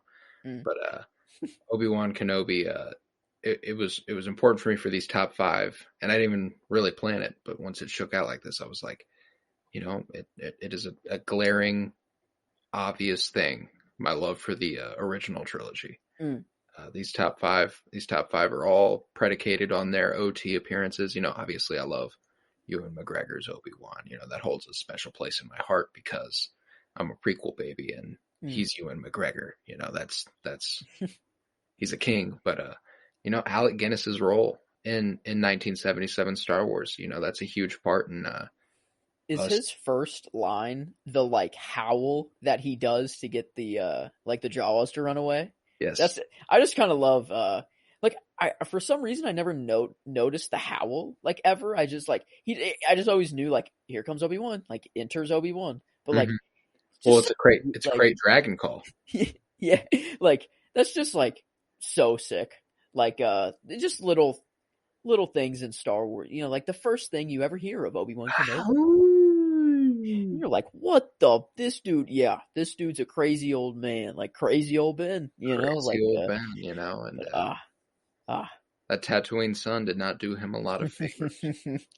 No, I don't think it does. I love me some Ben Kenobi, and he had to be my number 3. I just, it was kind of like, who do I want above, Luke or Obi-Wan? And I think back to when I was growing up. And my guy in the prequel trilogy was Obi-Wan Kenobi. And my guy in the original trilogy is yet to be said, but wasn't Luke Skywalker at the time. So I was like, growing up, I had that connection to Kenobi, and I'm going to stick with it over Luke. So that's why ultimately Obi-Wan eked out Luke Skywalker. All right. Well, my number 3 is Vader. Just this half of him. I'm separating them. I mean, there's only 2 Skywalkers left, in mine. So I think it's pretty easy, but I guess, the order, they could go either way. I think it's kind of, I feel like a little obvious, but we're PT babies, so you never know. But Vader, the reason I'm putting Vader below Anakin, it's just Anakin has the whole arc to, the actual arc, and then Vader is just the or the end, the resolution of the arc, basically for a period of time, until he comes back and right before he dies, whatever. But Anakin, like that's where the story happens with Anakin. And I mean, we obviously like Vader's still up here. He's number 3. Like he doesn't have a bad story, or like he's still badass enough to to elevate him up this high. You are strong in the Force, young Skywalker. Yeah, that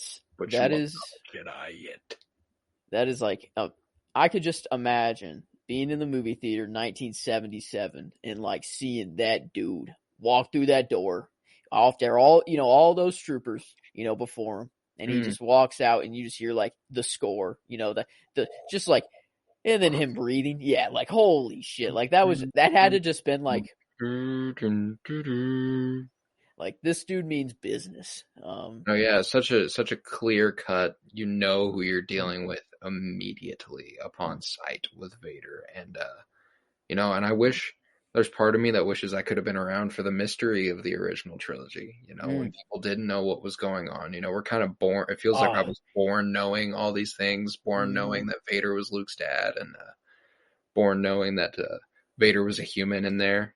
But like there was speculation after New Hope that he was a droid. He wasn't even human. Oh my God. I didn't even think about that. Wow. That even has like a possibility. Because they had no idea. Like, how would they have known? Exactly. So like, I just think stuff like that's really cool. Basically a droid. I mean, at that point. More machine than man now. But yeah, I feel Darth Vader. I mean, he's the most iconic character of Star Wars, probably. Just like silhouette, like look, voice, theme, like he has everything. Know. You know, everyone is born. I've said this on the podcast many times. You were born knowing Vader is Luke's dad. That's insane. It's something everyone knows. It's just, it is literal common knowledge to the point where whether you go like out in public one time, you know, in your little baby life, you'll like, I don't know, just everyone knows it. Everyone knows who Vader is. Like Vader, they instantly know Star Wars. Like, or the other way around is like you hear Star Wars and you instantly think either Vader or Luke, you know, is like that's who you're thinking of. Well, and Vader's a lot easier of an image to go to, you know. There's something about that. There's something about that iconography that just sticks with you, and there's a reason he looks the way he looks, you know. And that, have you ever seen that original Ralph McQuarrie concept art of Vader with the blue saber and his long face that they kind of replicate a little bit more in Rebels, because Rebels is kind of just a whole homage to Ralph McQuarrie's art style. But if you look Darth Vader, Ralph McQuarrie concept art, it's just so fucking cool. And it was like a lot like that, or it was it's more like paintings, like down that, like over now, yeah, like that stuff like this. Interesting. Yeah, it's always so interesting seeing like the other colors of you know, the lightsabers, the switch that they had. Like, whoa, Vader like just being blue is just crazy. Like any blue to him, like just seeing not anything, you know, either black or silver, you know, other than his buttons that are colored. Like it's just weird seeing color like on him. But yeah, it's a super original concept design by Ralph McQuarrie, and it's just that's the picture I was thinking of. That's like the most iconic, where he's fighting Luke with Luke having a yellow lightsaber while he has blue, which is just gosh, what could have been, you know, in some of these ideas. So interesting. Wow. Who, like, yeah. And we wouldn't have known any different, you know. It would have just, that would have been Star Wars for us. Like it's kind of crazy. I mean, I feel like lightsaber colors, like if Darth Vader had a blue lightsaber, I feel like that would kind of feel weird. Like no matter what, even though it's so ingrained in us, I feel like red is just more of an evil color. Yeah, like it seems like I don't know how that was never just how like, it was always. Can you imagine like Kylo's like unstable, but like just blue? You know, like I don't know. I feel like it just doesn't work. I feel like that's the only thing that like we could tell, you know, if they didn't stick with it. But like for some reason, the Empire's blasters are green and the Republic's are red, and that always confused me. Always confused me when I was a kid too. I was like, wait, what? For whatever reason, I don't know. But like, yeah, this is super interesting. Like seeing what Star Wars could have been. Who, like, one decision could have like just changed everything, and we just would have, I don't know, would have just been the norm. Just would have been Star Wars, and who knows if everything had to be exactly the way for it to be the success it was, you know, like there's just no way to tell. And I think Vader is a large portion of the reason we saw success in that first movie and beyond that trilogy, and one of the most compelling story arcs in all of movie history, and Anakin and Vader. Yeah, I absolutely love Darth Vader, and nothing stands as iconic as him in Star Wars. There's no doubt. Oh yeah. So yeah, he was my number 3. I guess this is time for your 2 and basically 1 as well. Kind of, well, I don't know. I guess some people might not still know, but yeah. My 2 is Han Solo. This works just so well. Ultimately it works out perfectly with the way we've got it at the top of the list here, you know. But you know, let's give Han Solo a shine. You know, ever since I was a youngin', this was my man. You know, I was a small child, and Han Solo was that dude to me. Wanted to be Han Solo. I thought he was so cool. I thought like his relationship with Leia was awesome. I was like, man, he got Leia. He got the girl. Like, he got a princess. Yeah. He got a, like, what? Yeah, I mean, he instantly cool, dude. And the Princess, man. Another novel I'm very excited to read about the wedding of Han Solo and Leia coming out later this year. But wonder what that would be like. Like, what, big or small? I feel like it'd be pretty big. She's a princess of Alderaan, you know. Yeah, like, that has to be a big occasion. At least all the rebellion is there, because it's post Return of the Jedi.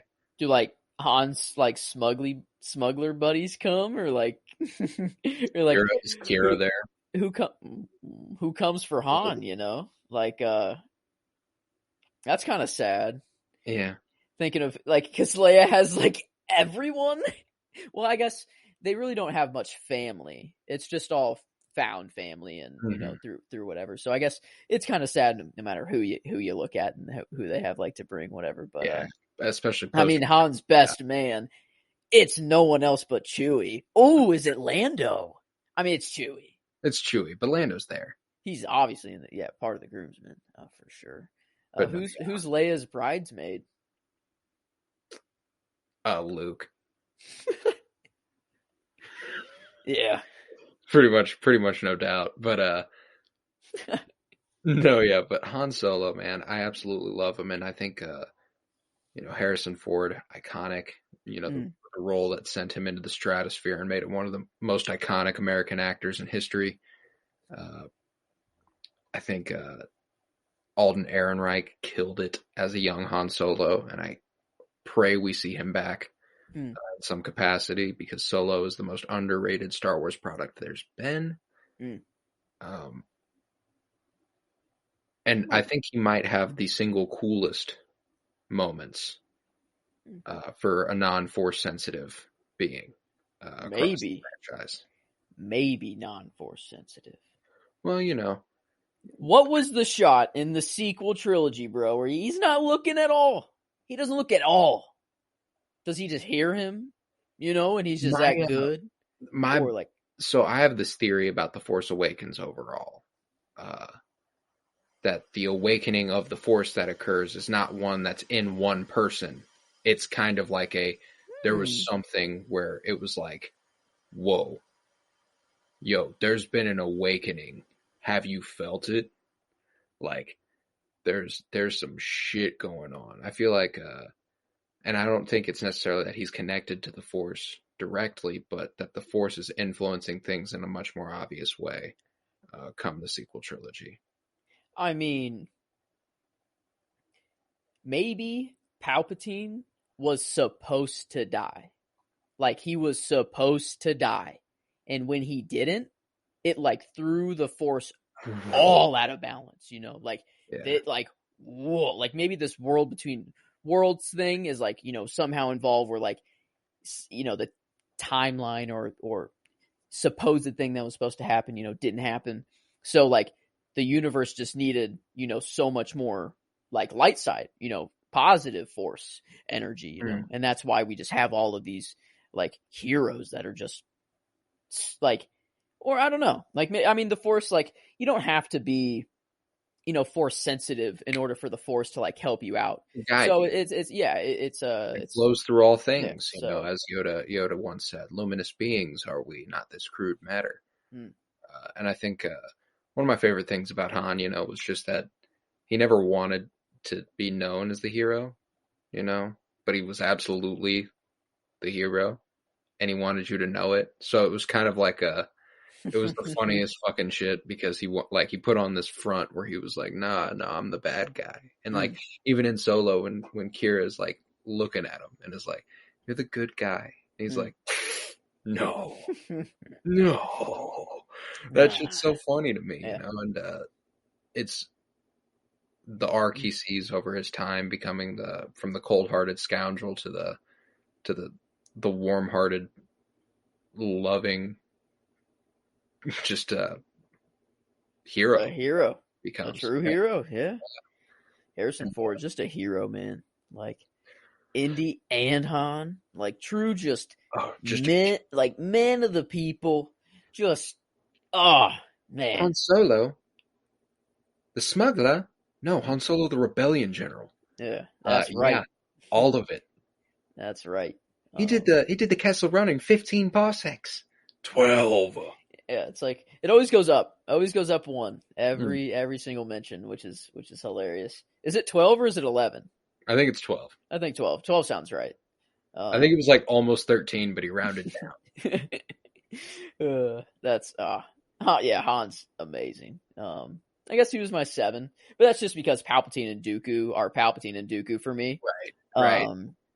I mean, I like the thing. Like, if anyone is in the top 15, they're all like part of this conglomerate of like just all Star Wars love. Like, oh, dude, yeah, you're right. Especially when you get to that top 15, it's like, oh my god, like, I just love all of these characters with my entire heart. But especially top 10, and like without a doubt, top 5. Like, yeah.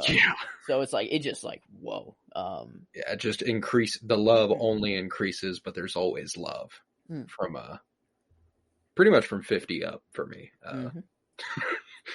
Oh yeah. I mean, from 100 up. Yeah, frankly, I love all these characters in some capacity.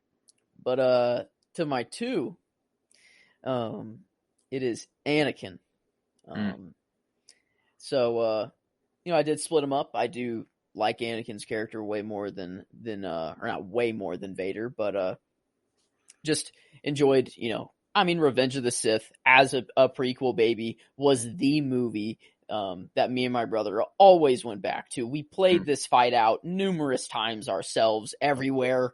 I mean, we had to fight to be over who was Anakin, it's crazy that you want to be the dude who gets 3 of his limbs chopped off at the end of the fight, like, right. What? So, I mean, I don't know. Anakin was just, like, as a kid growing up, he was so cool. Like, just everything about him, his look, like Hayden Christensen, the hair. Oh, the hair. Like, oh my God. Like, dude just was so cool. And knowing what he becomes, I like to think of them as 2 separate characters completely. That like Darth Vader truly killed Anakin Skywalker or destroyed him. And that Anakin was truthfully like he woke up, like, had like whenever Luke was there and take off the helmet, everything like it. I truly like, I like to look at them as 2 separate characters. And like now after seeing like what Vader sees, like, I don't know, it's just become like very popular. I don't know if it's been out before in the like novels and comics beforehand, but, recently I know I've just been seeing like all over Twitter and TikTok of like what Vader actually sees, like through his eyes, like whenever he's meditating and like how he sees the world and how he sees himself. It's so fascinating. I've kept up with the Vader run that's been ongoing since 2020 by Greg Pak, and it's some of the best Vader content you'll ever get, just because it really shows you that 100% of the time, all of the time, he is going to find a way to relate whatever is happening to him to his tragedy. Damn. To Padme, to Obi-Wan, to Shmi, to Qui-Gon, to like anything he can Ahsoka, like anything he can think of that was tragic to him. It's always running through his mind. Palpatine torturing him, shit like that. Like that's always running through his mind. And there's actually a point where he does, as Vader, he meets the Amidalans, which I brought up a couple times here. He meets Sabe, who explains to Vader that, Anakin Skywalker died alongside his fellow Jedi, protecting the Republic, and he's a hero to Naboo because of his close relationship with our Queen and Senator Padme Amidala. We mourn him along with her loss, and obviously Vader, not a huge fan of hearing this. He's the whole time in his head, he's thinking about, and this is after The Empire Strikes Back, so he's even thinking about Luke choosing to jump to his death before taking his hand. Damn. Ooh, it's so so crazy that like the novels can make you think of, you know, these situations that we just take for granted and like common knowledge in so many different ways. And just like how beautiful the story really is. Like, told me you killed him. God, like, and I don't know, like Anakin, my favorite Anakin moments are like when him and Padme are like, you know, in the flower fields, and like Padme's outfit in there is like that's like one of my favorite Padme outfits as well. Top tier character design. And you know, like, I don't know, like the romantic side of Anakin was pretty cute. And like he was obviously badass as a Jedi. You know, no one could touch him. He was, I mean, the chosen one after all. The scar on the eye, the robot hand, and you know, when I was younger and I watched like the 2D micro series when it would pop up for like those 3 minutes in between shows on Cartoon Network or something.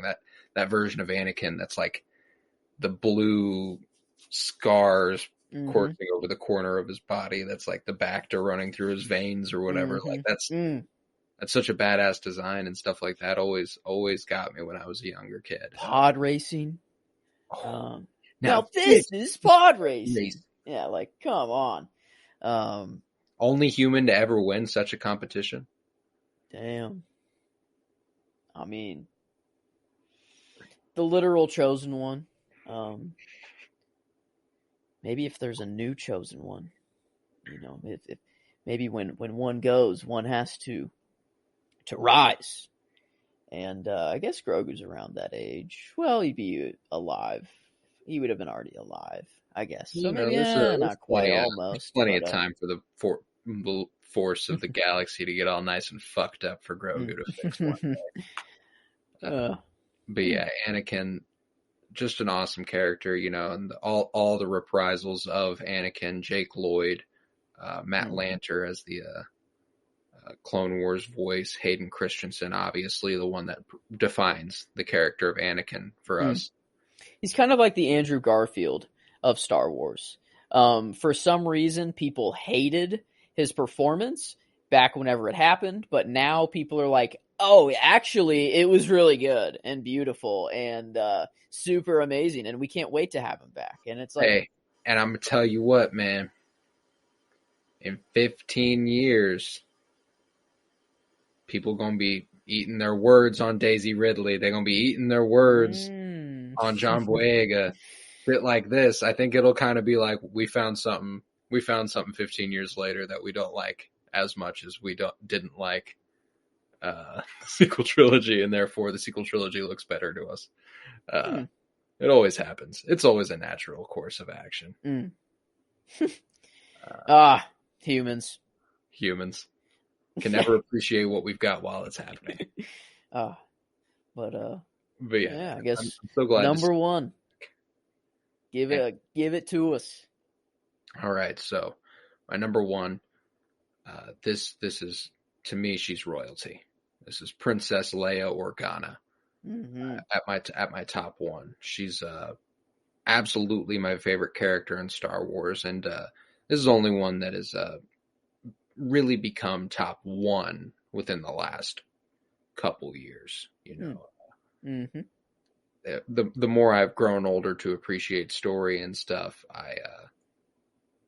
the more I fell in love with Leia, and the more I fell in love with Carrie Fisher's portrayal of Leia, and you know, she was always top 5, but there's zero doubt to me she's top 1, and I don't think there's any character that will ever supersede that. Yeah, I love like they're about to go down to the trash compactor, and you know, they're thinking, how are we gonna get down there? And Leia's like, just give me that. Pew pew pew, you know, and then just like she's just, get down there, you furry oaf. She's just so badass, and the fact that she you know was like, no, I don't need to be a Jedi to be as badass as I am. I'm already it. I'm already that bitch, you know. Like she's already there. She doesn't need any more. Hey, and I love Leia and Han. You know, that them being my top 2 is definitely purposeful. You know, them together is really what propels them to the top of this list as well. That I've seen people go, you know, like, it's kind of shitty of Han to be like, I know, to when she says, like, I love you. And I tend to disagree. You know, I think not only is it incredibly in character for Han Solo, but it's also like the entirety of The Empire Strikes Back. This man is trying his best to get her to say that. Like, he's like, he couldn't be more clear in the fact that he knows the way she feels and he's taunting her for it. Like, you know, like, and even after at the beginning of the movie, when he's like, you know, I'm a head out. I get to leave. Whatever. I'm leaving. And then he goes to Leia and is like, you don't want to say goodbye? What's up? How you doing? Like, I think he just can't resist to say goodbye, and neither could she, you know. And I think, you know, when she says, I love you, and he goes, I know, I think it's to reassure her, you know, like, don't feel guilty about waiting till now to say it. I always knew you did. Was that scripted? No. Like, it was improvised? Yeah. That's what I thought, which kind of just makes it all the better. Oh, yes. In my opinion. I wonder what was scripted. If he was just supposed to say, like, I love you too. Or, like, goodbye. Like, you know, just like a classic, just like a normal response. Like, I wonder what was actually planned. But I believe it was I love you too, but Harrison Ford said, like, Harrison Ford didn't feel like it was right or something. I mean, it's one of the most iconic Star Wars lines there is. Along, you know, True. No, I'm your father. That's probably number one right there. Do it is pretty iconic. Do it is pretty iconic. So uncivilized. Hello there. Yes, the original script called for Solo to respond with a generic I love you too, but Harrison Ford instead decided in the moment to utter what is perhaps the most famous improvised line. What a genius. And he just that was just his job, you know. He's just filling in his role as an actor. He don't care about the lore, but he does that. Maybe he's really Han in real life. Get it? You know? You get your character though. You know, maybe like, he's Han in real life. You know, maybe he doesn't want everyone to know that he's super into it. You know, he's just a true hero in real life too, but he doesn't want anyone. He wants to just be the bad guy. But yeah, you know, Leia Organa, Carrie Fisher, just an absolute legend. Any picture of her flipping off a camera, that's pretty much guaranteed saved the camera roll instantly. I absolutely love, you know, the Jabba Slayer, killer of Jabba the Hutt, terrorizer of Tatooine. Gets to bring an end to that man. That's right. Oh yeah. Rebellion general, later leader, founder of the Resistance, sees the rise of the First Order before anyone else, tries to convince the New Republic that something bad is coming. They don't believe her. They believe her to be a radicalist. And, you know, ultimately just the like New your Republic mama fucking dies. You know, and I used to like kind of be like weirded out of the whenever Kylo was supposed to kill her, and he, you know, took back, and she does the Superman fly back into there, you know, force fly. Yeah, right. But like, for one, it's not how I want Leia to go. No. And that's not how she should have gone. And like, she's the daughter of Anakin and Padme. Like, brother of Luke Skywalker. Like, she is just as powerful. Like, you know, maybe not so in tune because she's not training and all of that, but like, it's in her blood. Yeah, and like, she's good. She's the Force, for one. Not going to let her die either right there. Like, I don't know. I think like now that like my initial reactions was kind of like, what? Oh, you know, it like, looked, that was weird. goofy as hell. And but especially like, because it was all these different circumstances around it too, because it was like Carrie Fisher had actually just died. And it was like, okay. So that's how they're just going to go ahead and kill her and we're going to move on, and then kill her in the movie and we're going to move on. And then she comes back and you're like, oh, okay, like that was the weirdest shit I've ever seen in my life, because I thought they were just taking an easy out, and now it's like, oh, we're gonna keep trying something here, and you know, ultimately it does pay off. You know, we get to see.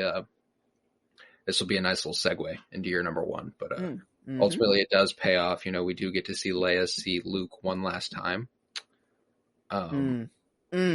when he enters the rebel base on Crate and hands her the die and takes her hand, kisses her on the forehead, and she comments on his hair, he comments on her hair, and she's like, yeah, I did it myself or something like that. And but in that moment, knowing that Leia understands, she fully knew. Yeah, she was like, this is it for you. This is kind of like the last we'll see of each other. I also know you're definitely not here, as we just took hands, and I absolutely could not feel you. Like that no matter your opinion on the sequels, no matter, that was one of the most beautiful like Star Wars moments of all time. The end of The Last Jedi is just so strong, with Rey lifting the rocks and Finn going to greet her and Luke fading away in front of Kylo and Leia being able to get that last moment with Luke. Like, God damn. Then Leia and Rey really linking up for the first time, and Rey being like, how are we going to survive this? And her being like, we have everything we need. Mm-hmm. You know, like, God damn. Hope. God damn. As long as there's hope, that's all you need. That's a Leia line. How about this lineage? Yoda, Count Dooku, Qui-Gon, Obi-Wan Kenobi, Anakin Skywalker, Ahsoka, but we also got branching off from Yoda and Obi-Wan, Luke Skywalker, then Luke Skywalker to Leia Organa, and Leia Organa to Rey. True. Yeah. Man. The Yoda lineage, man. Yoda's got them all, but just, you think like we ever get Luke and Leia like training together, you know? Like, I'm still holding out hope that we get post Return of the Jedi animated series about them. That'd be good. I can't believe it hasn't been done. I don't know. That seems so obvious, you know, just to like, because you don't need Mark Hamill back, and you know it is voice acting, and that's what Mark Hamill's kind of goated at. But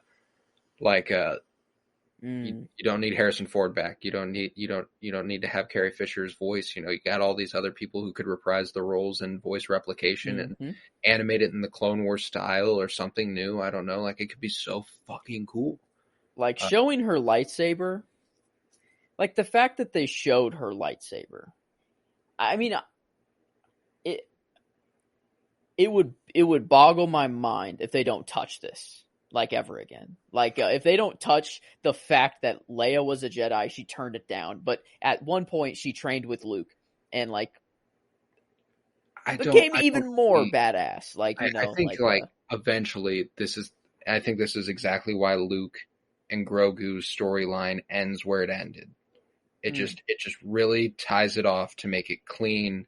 There's this side of the universe, and there's this side of the universe. All the stuff that really fed into Ben Solo and Rey and the sequel trilogy character involvement. Maybe not so much like Snoke and Palpatine and stuff. That could still be tied to the other stuff potentially. But like, I think if you have one side of the universe where the Rebels crew, Ahsoka, Mando, Grogu are on that side, and you got Luke, Leia, Lando, Han, Ben Solo doing their thing on this side of the universe, I think it just keeps that side of the universe clean, free of any interaction with their characters, and it just makes it better for their arc later on, just to work out the way it does. But that's fair.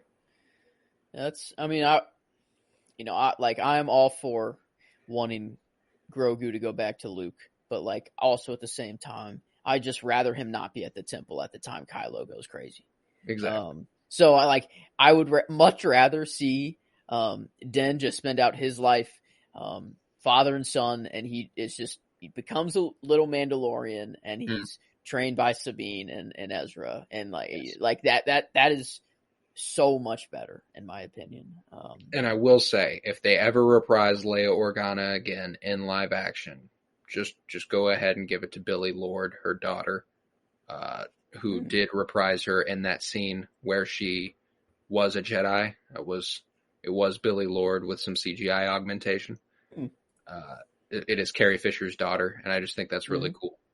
What about Rogue One at the very end? Because that was like I don't know if there was a stand-in actress or I'm not sure if there was a stand-in actress either, or if she was 100% CGI. I'm assuming there was a stand-in actress because there was one for Tarkin, but I'm not sure who that would have been. I mean, the thing is that like Leia in Rogue One, I mean, she didn't like, you could obviously tell like this is a CGI Leia, but like now, like the stuff we have now, like seeing Luke that good. The only thing that is left to fix with this is the eyes of Luke. They're a little empty sometimes, and like they just kind of don't move normally like human eyeballs do. And then the voice, like, and this one's kind of up in the air because he is a Jedi Master, and they kind of talk like that anyway. Like, like he could kind of get away with that, but if he's gonna, that's why, for me, if we're gonna have scenes with Luke Skywalker interacting with people he truly cares about, it's got to be animated, and there's got to be a voice actor, just to present that emotion, to present that that inflection in voice, to be able to hear it. And I think they also get away with that because Mark Hamill's alive. I think it'd be kind of it'd be a little fucked up to do it with Carrie Fisher at this point. And, they got away with it in Rogue One because it was so close in proximity. It was crazy that she was in that movie and then died like a couple weeks later. Like it was so tragic, but yeah, like I just don't think they can pull that off in good faith anymore. But I do think that they could reprise it with a stand-in actress and just and it should be her daughter. I think that would be really cool. It be super cool. Is she like into Star Wars at all? Like, is she? Yeah, she is Lieutenant Connix in the sequel trilogy. She's a part of it.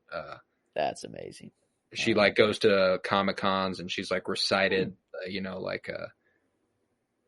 help me, Obi-Wan Kenobi, you're my only hope. Oh, my God. She's recited it on stage from memory because she grew up watching her mom do stuff. That's so cool. Oh my God. Well, to give out my number one, the brother, Luke Skywalker. Fitting that number ones are Luke and Leia, Oh yeah. Yeah. And Luke's always been my guy. The dyad before the dyad. Not Anakin. Even though I'm a prequel baby, I didn't gravitate towards Han. I didn't gravitate towards Anakin. Like, I was stuck with Luke the whole way through and through. He's just good guy Luke. And his coming from absolutely nothing, to a literal legend that people don't even think exists in real life. Is insane. Going, from a farmer to that. Right. And farmer.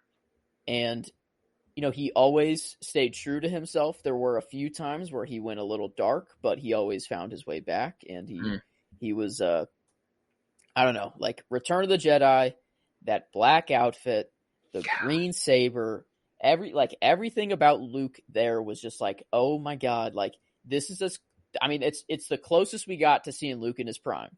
Like he is entering his prime at this moment, and I want to have as much as I can. Right. And I mean, past the original trilogy, you have Mandalorian season 2 finale. Just absolutely blew everyone away. Everyone was in tears, just freaking sobbing. While Luke is just absolutely crushing these dark troopers, or is that what they call them? Yeah, dark troopers. You got it right. And we saw Din almost die from one. Took him so long to get one, and we were so relieved whenever we just saw them all go out the airlock. We were like, oh, Like, thank God they don't have to deal with these guys because there's no way they're taking them out. And then you see Luke Skywalker come in, just absolutely going crazy. And I saw, like, something pointed out to me is Moff Gideon watching the screen, realizing in this moment that Luke Skywalker isn't a legend and that he is real. He is realizing in this moment that, oh shit, that is Luke Skywalker. That's a real dude, and he's actually on my ship right now. And like, it's fucked. The first time that you see Moff Gideon afraid.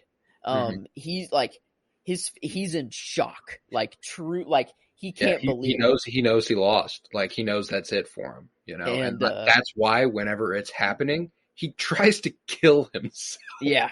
He tries to kill the baby and then tries to kill himself. And he's like, I can't see a way out of this. If you don't win, I don't win. That's God damn.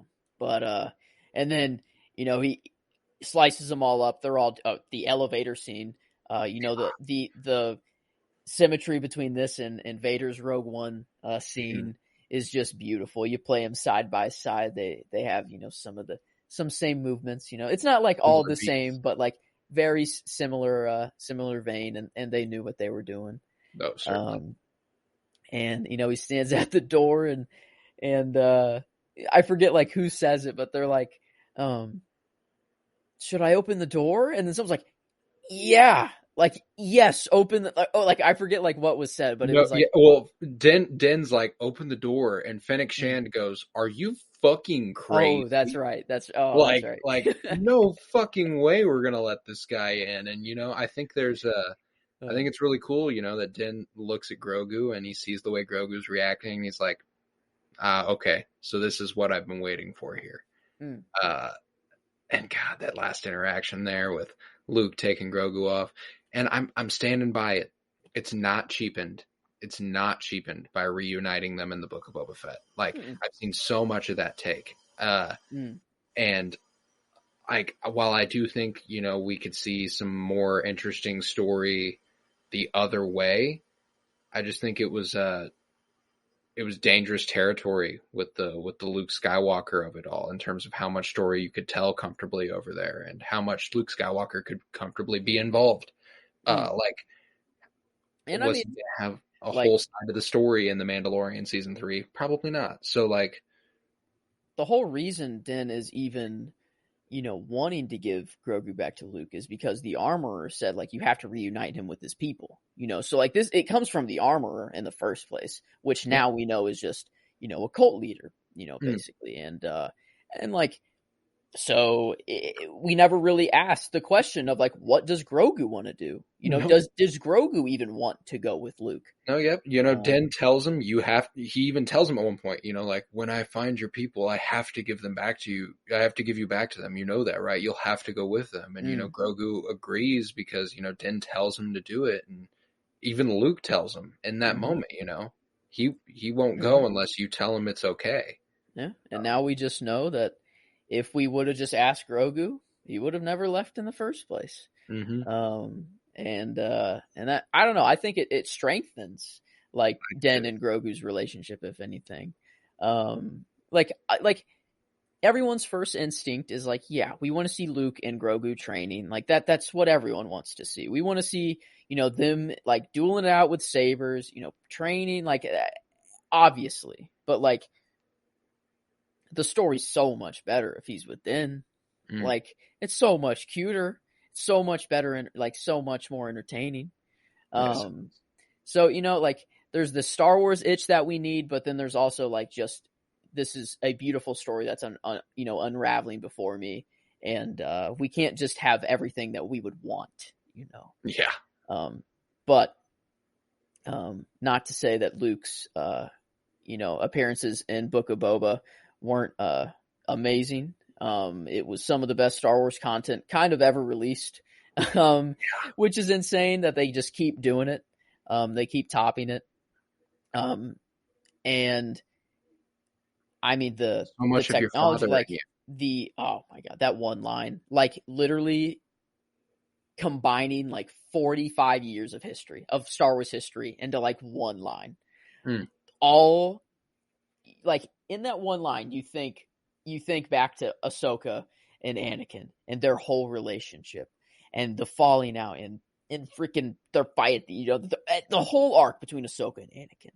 And then you hear her say this and you're like, oh, so Ahsoka knows that Anakin was redeemed in the end and that he did come back, because like she wouldn't say this if like she was still thinking of Anakin as, I don't know, in like this way. So like Luke that's an interesting take. I interpreted it more as less as she knows for sure that Vader's been redeemed and Anakin came back, which I'm sure she does at this point. But I think it's even cooler for Luke to hear about the good things about his father before he fell to the dark side. Like even though he fell to the dark side, before that, he was a good man, and I see a lot of that man in you. And I think that's really cool to say as well. The thing that kind of gets me is that Luke, the thing Luke says right before Ahsoka says that is, I wonder if his heart is in it,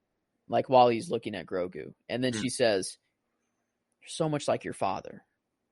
And like, what sparked her to say that in that moment? Like, I don't know if his heart is in it. Like, it doesn't really seem like an Anakin. I'm pretty sure that was the line right before. I'm pretty sure. I'm fairly certain it was as well. And I've had some thoughts on this because I thought it was also an interesting placement of the line. And I've ultimately rationalized it to be, Anakin, he saw Ahsoka not fully in on what the Jedi were about on multiple occasions, and he himself was not fully in on what the Jedi were about, and just these uncertainties surrounding Anakin and what he thought about the Jedi Order, and in this moment where he looks at Grogu and is like, I just don't know if his heart is in it, he's caring, he's attentive, he wants what's best for the person in training, doesn't want to force anything on them. So, if his heart's not in it, I don't want to make him be here. But, if his heart is in it, I want him to get rolling, and I think Ahsoka's just like, that's pretty much like how I knew your father was, just a good guy, just looking out. And I think that's ultimately how I took it. Yeah. I just pulled, like, I don't know, the way, like, she's looking at Luke whenever he's, like, I think it's just, like, kind of in conversation, she just reminds him of Anakin so much. Like, it wasn't necessarily related to, like, I wonder if his heart is in it. Like, I don't think it's, like, anything sparked that specifically, but I think, like, it's just kind of in general. Like, she's just like, wow. Like, like he really does shine through to you. And I think like it's just, I don't know, it's so beautiful that they just talked like about Anakin. Like they've had conversation, like obviously this isn't the first time they're talking. And like just to know what they said to each other would just be amazing. But like I can only assume that Ahsoka told him all of the stories of like the good that Anakin did.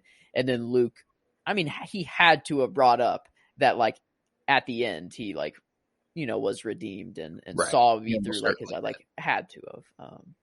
But like every moment that we get with Luke just seems to get better and better and better. And the deepfake technology is insane. Yeah. And like it just looks so good. And the fact that we can have like prime Mark Hamill in the year 2022 is insane. So I mean I felt as if Luke is the only person who can be at the top of my list. And it's, I mean, from the original trilogy alone, he's already there. For me, it's the whole story. But everything is just enhanced. Everything we get from him. So, oh no, it absolutely is. Not gonna lie to you, man. I just noticed that I didn't plug my microphone in. It will have recorded all this audio, but if it sounds a lot worse quality, that's why. I don't know how much worse it sounds, but yeah. I mean, you've been sounding pretty good the whole time. I didn't even really kind of notice until you just said that. So, all right, cool. Maybe it's not as bad as I thought it was, but nevertheless, I guess that rounds out our top 5. And this top 5 did take us a little bit over an hour, which is fantastic. That of a top 25, we even got another hour out of that top 5, and man, topping our lists. Luke Skywalker for you, Leia Organa for me, and that just feels fitting. Oh yeah. The two, the twins. The dyad before the dyad. The OG. The OGs. But yes, with that concludes our Star Wars top 100. Man. Glad I have a list to refer to now, and that I have this is be kind of ever changing too, kind of updated as it goes. But yeah, I'm very excited to see how it might evolve over time, and I don't know that we'll revisit this topic anytime soon, but perhaps several years down the line when we've gotten some more Star Wars content, and we can really shuffle shit around. Oh yeah, yeah. Who knows? Maybe a Marvel top. However many. I don't know if I could quite do 100. I could probably do 100, but at least 50. I could probably do it. Oh, definitely. Definitely do a 50. But yes, with that, we conclude the Penny Bloom podcast. It was I, Colton Robertson. I was joined by Joseph George. Thank you very much, homie. Oh, thank you for having me. This was an absolute blast. Finally glad we got around to doing it, and always a pleasure. Always a pleasure to have you. If you would, head to patreon.com/CoroBloom, where you'll find well over 24 hours of exclusive content at this point. Head to Twitter, follow @PennyBloomPod, follow on Instagram @PennyBloomPodcast. Leave a 5-star rate and review on Apple Podcasts and Spotify.